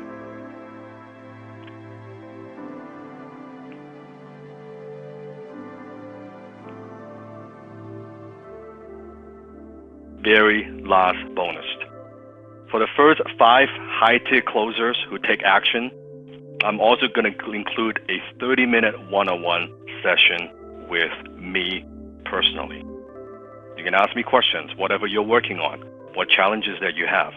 So the first 5 people go to www.fumoney.com/inner circle. The first 5 high-tier closers, you're going to get a one-on-one session with me. I'm going to send you a private link. My team's going to send you a private link. You can book a call with me.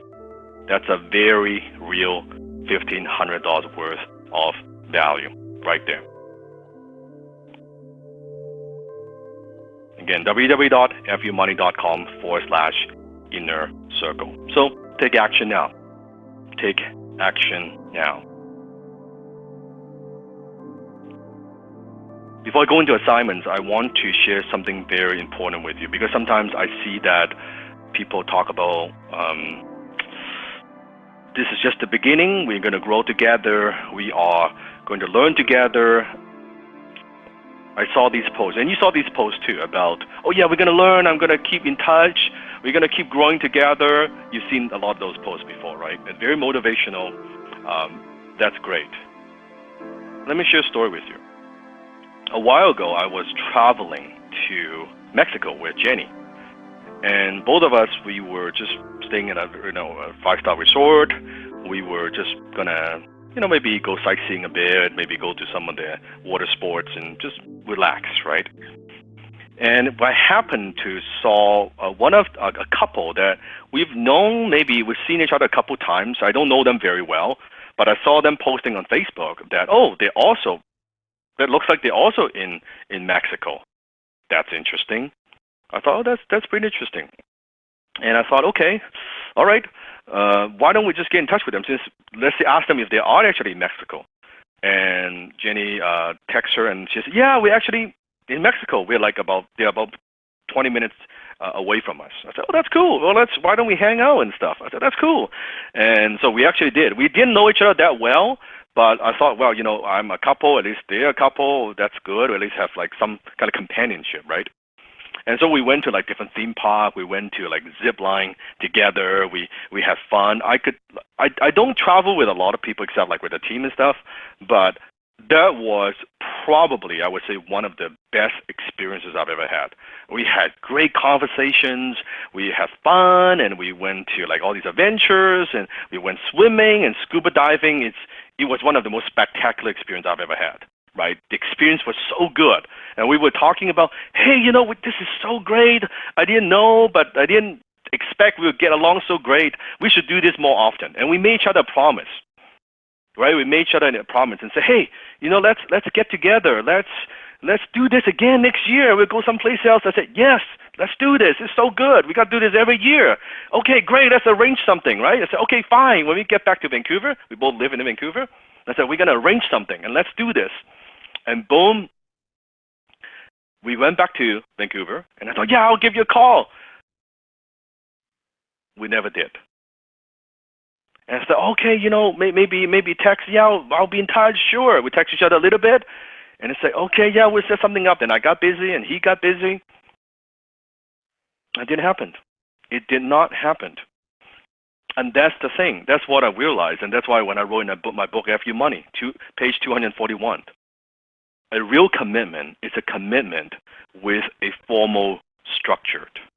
Repeat after me. A real commitment is a commitment with a formal structure. And HTC Inner Circle is that formal structure. In spite of your best intention, we were meant to, oh yeah, we should go on vacation together. We were supposed to do it again. We never did. We never did. Because think about yourself. How many times have you known exactly what to do, and you've even wanted to do it, but you just didn't? I wanted to get in touch. He wanted to get in touch. We had a great experience. We wanted to do it, but somehow we just didn't. The problem with that is, in so many cases, taking action and following through is what separates high-ticket closers who have massive success from those who don't. That's the difference. The answer, listen to this. The answer is not more motivation. The answer is not best intention, because I had the intention to get in touch with that couple, to go on vacation together. The answer is not disciplined. This is very powerful. It's not some sort of time management techniques or anything else. It is certainly not luck. Instead, it's having a formal structure for making sure you stay fucking focused and taking action so you can get what you want, what you really want fast. Why do you show up every week? Because HTC is a 7-week formal structured. Inner Circle, same thing. It's a monthly formal structure. That's what creates success. That's what separates the total closers who have massive success versus those who don't. There's no trying. There's no, I don't feel like it. There's no maybe. There's no I hope. There's no I'll get to it. You are going to show up every month, so you keep sharpening your skills. You are going to role play with other Inner Circle members. There's no maybe. You are going to eliminate your lower self and live your high-ticket closer self. You are going to meet each other in person at Closers in Black so you can build lifelong relationships. There's no maybe. There's no, yeah, we'll get together. No, we're going to get fucking together in October, period. You're going to be here. Everyone's going to be here. And you're going to keep making more and more money as a high-ticket closer. Success is not only probable, it is what? Inevitable. It is inevitable. So there you go. That's the Inner Circle. Let me go through the weekly assignments. Step 1. Yes, Mark, is that exciting or what? Dan, I'm blown away every time you do this. Mm-hmm. I just when I thought you couldn't do more, you've outdone yourself. Kayvon? Is this where we're saying our last words here, Dan? No, not yet. I want to give him the assignments. Yeah, I was going to let you go through the assignments. I just was like, I am always numb to how much value you give. I remember we saying that earlier this week is you pivot so quickly. Now I just know to always be on my toes and always just know that Dan's coming with value. And I think the most powerful is the open heart. The value that meets the open heart is what allowed me to be the one called closer and to change my life and my family's life. And regardless if you join a circle or not, my goal is for you to keep learning. Just because this step number 1 is I want you to continue immerse yourself into my teaching. and just because the program is finished, but your journey as a high-ticket closer, it just begins. It just begins. So keep watching the videos. I want you to, as you know, I upload a new video every day. So please promise me, don't let yourself fall back to your old lower self. Just please promise me. Remember, it's your lower self's job to make you stay where you are at. Just promise me you won't fall back. Because in some way, it is even more, it's sadder. Because before you go to HTC, you have all the excuse in the world. You don't know how. You don't have the support. You don't know the way. You don't have the skill. Now you can't use that. You've seen the matrix. What's been seen cannot be unseen. And you can't, don't let yourself go back. It would be very, very sad. Please, right? Do something. Keep immersing yourself in the teaching. That part I cannot do for you. You can only do for yourself. And also, keep reprogram your mind for wealth. Attitude of gratitude. Remember, every morning, millionaire mindset. Evening, you know the routine. The HTC creed. Read it out loud. Everyone, at least once a day. At least once a day in the morning, right? Develop a new self-image. And also the mini creed on your cell phone. Scratch that fucking CD. Scratch that CD. Multiple times a day. So that that lower self doesn't creep up on you. Because it creeps up on you when you least realize it. You with me? Promise? Promise. And of course, you will get a certificate in the mail. We're going to send you the certificate in a golden bubble envelope. It looks very, very good. So you're going to get that certificate with your name. We're going to personally sign it for you as well. So you're going to get that.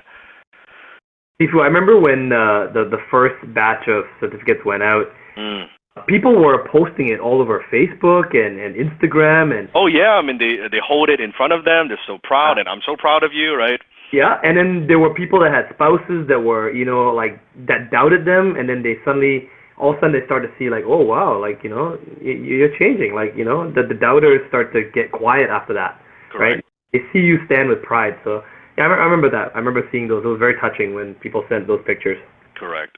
It's like, so if you haven't filled the form that yet, we will mail you. If you haven't, let us know. But if you have, don't worry about it. If you haven't, email, make sure you support at High Ticket Sales. The full name that you want on the certificate, I want to make sure you get your name right.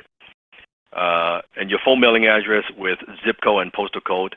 And Kayvon, the certificate we'll be mailing those out in April, correct? This is going to be mailed out in April because it takes us time to get all this information. Now, it's absolutely important. I asked Dan. I asked him, please make an announcement here. If you want your certificate to show up at your door when we send this out in April, it's very important you fill out that form. It was sent to your email. If you haven't received it, that's okay. Email support will send you out the form. The full name, last name, the mailing address. This isn't your billing address. This is the mailing address where you currently live. You have to be home to receive this package, because a lot of ones that we had a couple that bounced back because no one was there to receive them. We don't want this to happen to you, especially if you're international. Yes. We want to make sure you give us your mailing address. If you live in an apartment, give us the unit number. All of that is required for us to be able to deliver this to you. Mm-hmm. And then yeah, go ahead. I was going to say I know what's coming on the next slide.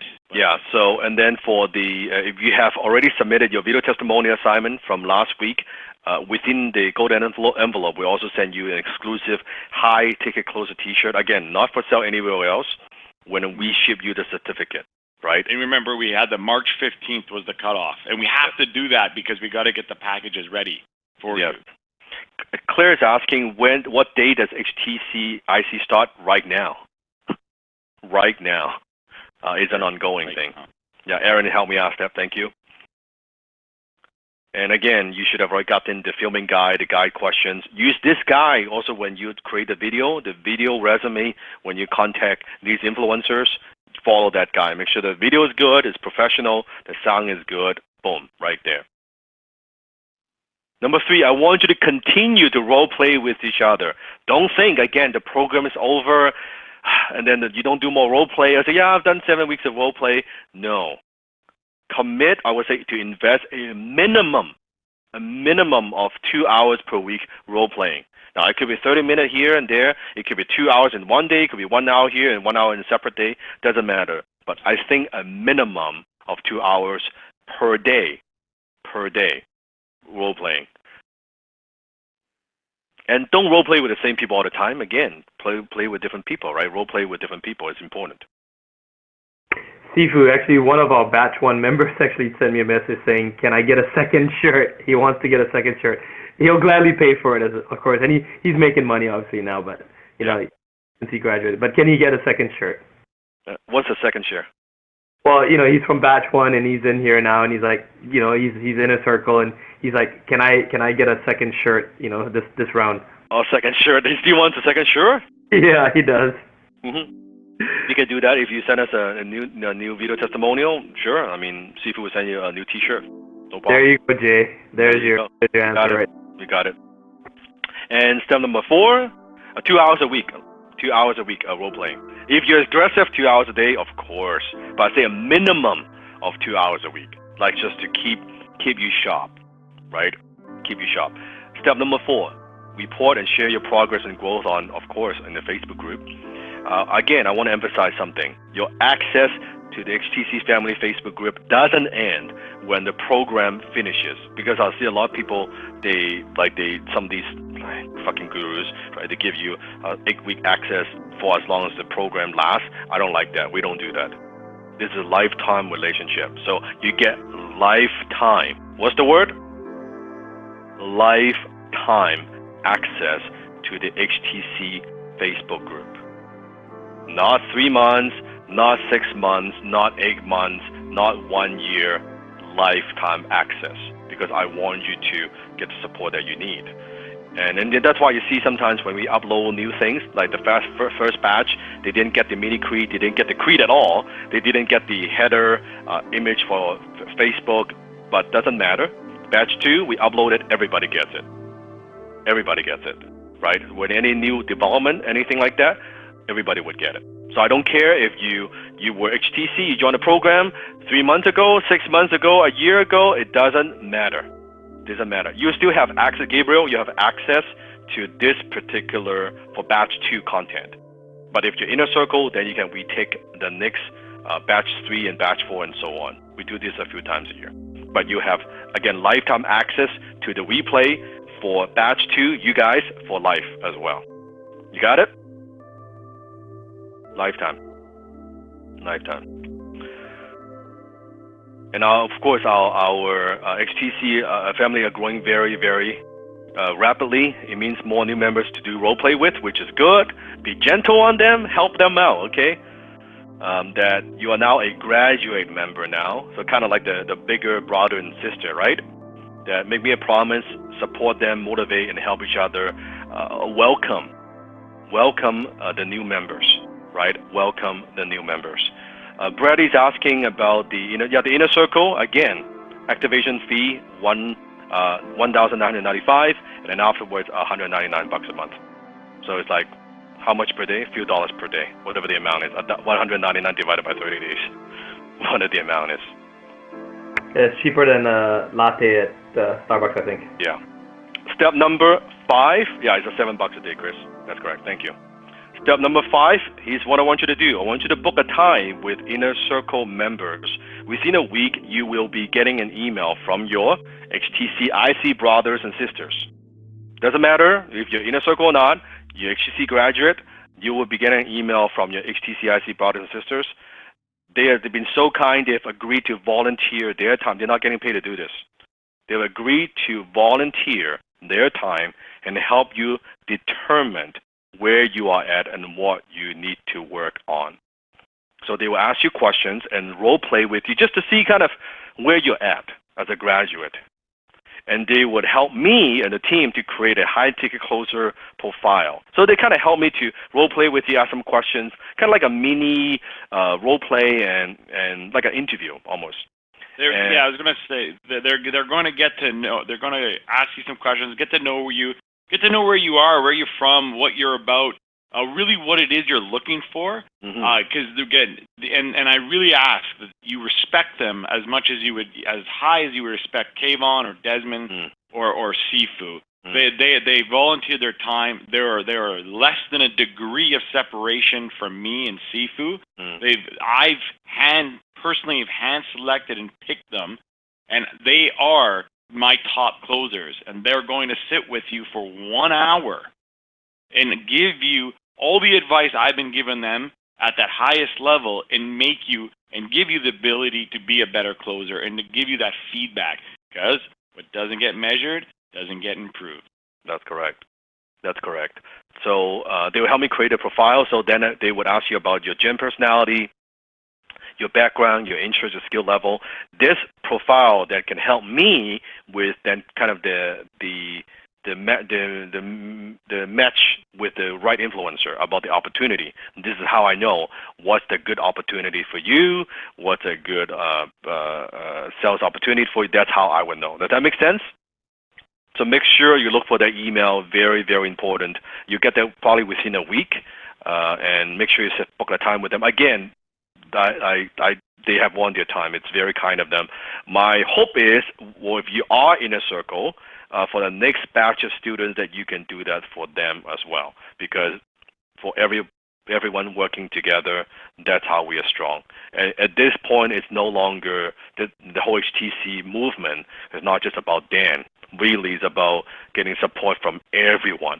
From Desmond, from Kayvon, from Tina, from our support team, from all your HTC family members. That's what this is, right? Any admin or technical billing questions, again, you can email support at High Ticket Sales.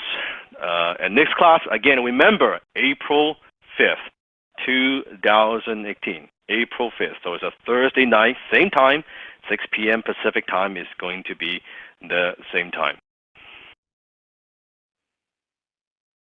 And here's my very last piece of advice, my thought I want to share with you.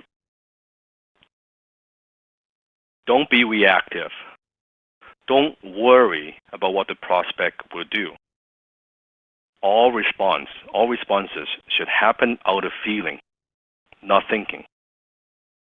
It's not a matter of remembering techniques. Don't worry about others.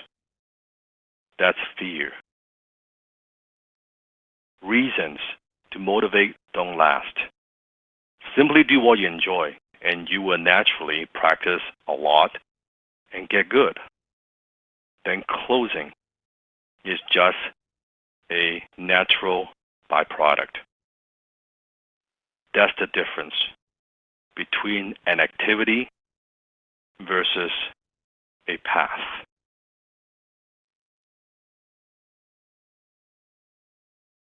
And I'm happy to say you are now a high-ticket closer. You have graduated. Congratulations. Boom. Yeah, well done, guys. Very well done. Very well done. Very well done. Here, clap. Well done. Well done. Very well done. Very well done. Mute the lines to let everyone... No, don't do that. Last time we did that, it didn't work. It destroyed everything and... Yeah, it didn't work. We tried, but it's good. Fuck, if you want to try, you could. You want to try? Let's try. Okay, so give them the instruction. You got to count 1 to 3. So I'm gonna count to 3, everyone. Okay? Yeah. You guys, this is graduation, man. This is the throwing up of your hats and everything. Okay? You guys graduated. I'm gonna unmute every single person's line right now. For a few seconds. Okay, for a few seconds only. And I want you guys to scream on top of your lungs and just give yourself that cheer, that pat in the back. Here we go. In 3, 2, 1.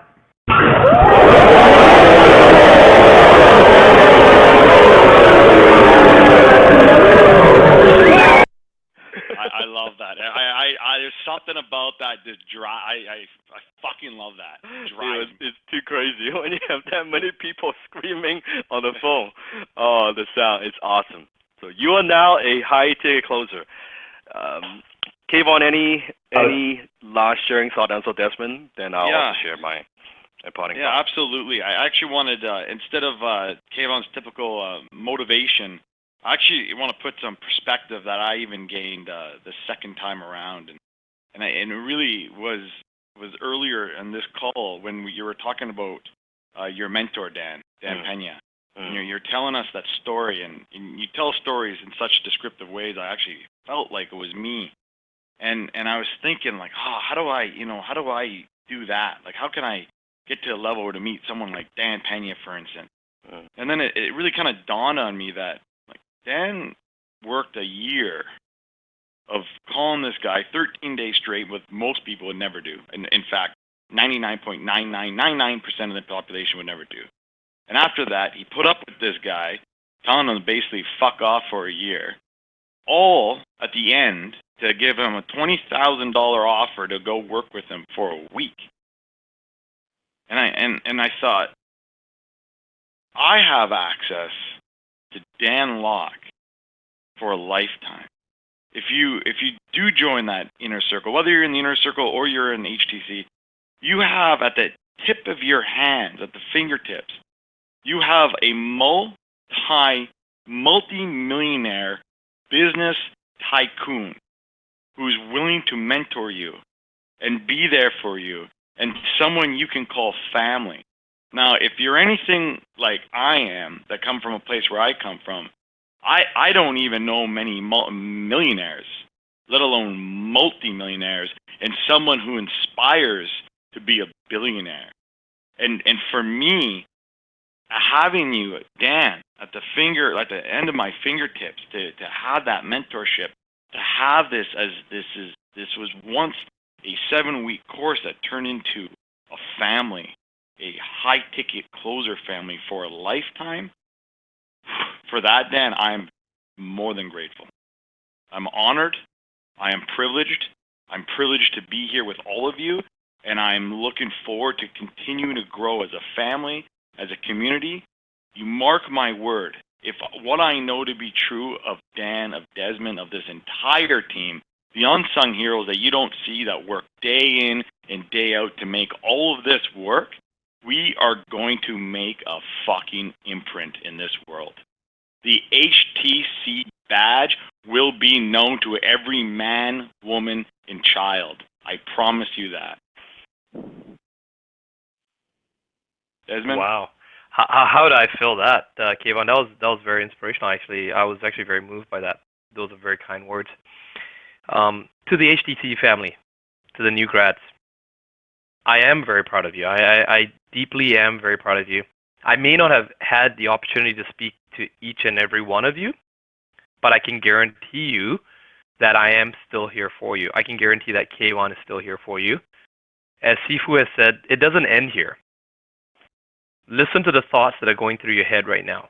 Some of you have already crossed over, and some of you are sitting on the fence, and some of you, you're falling back into that lower self, and and we're still here for you. I just want to let you know that we are. I want you to think of that Bradley Wagoneer story I just told you. Bradley was in your spot not too long ago, and maybe you may not ever do a $1.2 million deal like Bradley. Maybe you might not even do an $85,000 deal like Camille, who I know personally here in Vancouver, architectural designer, who was struggling, who could not get YouTube videos up, who, would procrastinate on so many things, and here she is doing that. I want to be able to shout you out. I want to be able to. I know Sifu does. I know Kayvon wants to. But we cannot swim for you, and we cannot do this for you. We've given you as much as we can as a condensed period of time, going overtime every single week. And in this short period of time, there's a profound sort of bittersweetness in my heart right now. I get emotional because some of you I think I may never speak to ever again. But I hope that in this last 7 weeks, we have left some sort of imprint on you, that our voices and the replays linger in your mind, that you do some good in the world with this skill. Please go do some good for yourself, for your family, for the people around you, for your community. And for those of you who embark on the journey to continue to be mentored by Sifu, I'm deeply humbled and honored to also come along that journey with you, to run with you, to cry with you, to fight with you, to argue with you sometimes. I mean, Kayvon and I do that sometimes, and but that's what family members do because we care about each other. And there is nothing, in my experience, out there. There are no gurus. There are no mentors out there that give a shit. Sifu does. But the choice is yours. I really look forward to shaking your hand, hugging you, and you can ask the existing members that I've done that with. And we've actually shared tears together. I'm looking forward to seeing you there. Whether you come onto the inner circle or not doesn't matter. I'm proud of you nevertheless, regardless of wherever you are in the world. I'm deeply proud of you for even just graduating from these 7 weeks, as long as you implement what Sifu has taught you and you use it ethically. So with that being said, I'm very proud of you. I wish you all the very best. Let's go make some money. And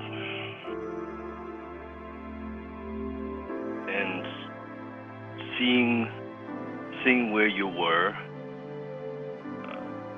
7 weeks ago, your old lower self, that's seeing your transformation, because I got to see this the most, because I could see where you came in, how you came in, your mindset, where you were, who you were, your aspirations, your vision board, how you're going from confusion to clarity, going from negative to positive, going from poverty mindset to prosperity mindset, going from laziness to dedication, going from doubt to certainty. That's seeing your vision board, seeing that you playing the money game, listening to your role play, meeting some of you in person in Atlanta, reading your story and reading and witnessing your transformation. That I just want to say it's been my privilege and honor to be a Sifu. I could not be more proud. I could not have asked for a better group of mentees to pass on my knowledge to. That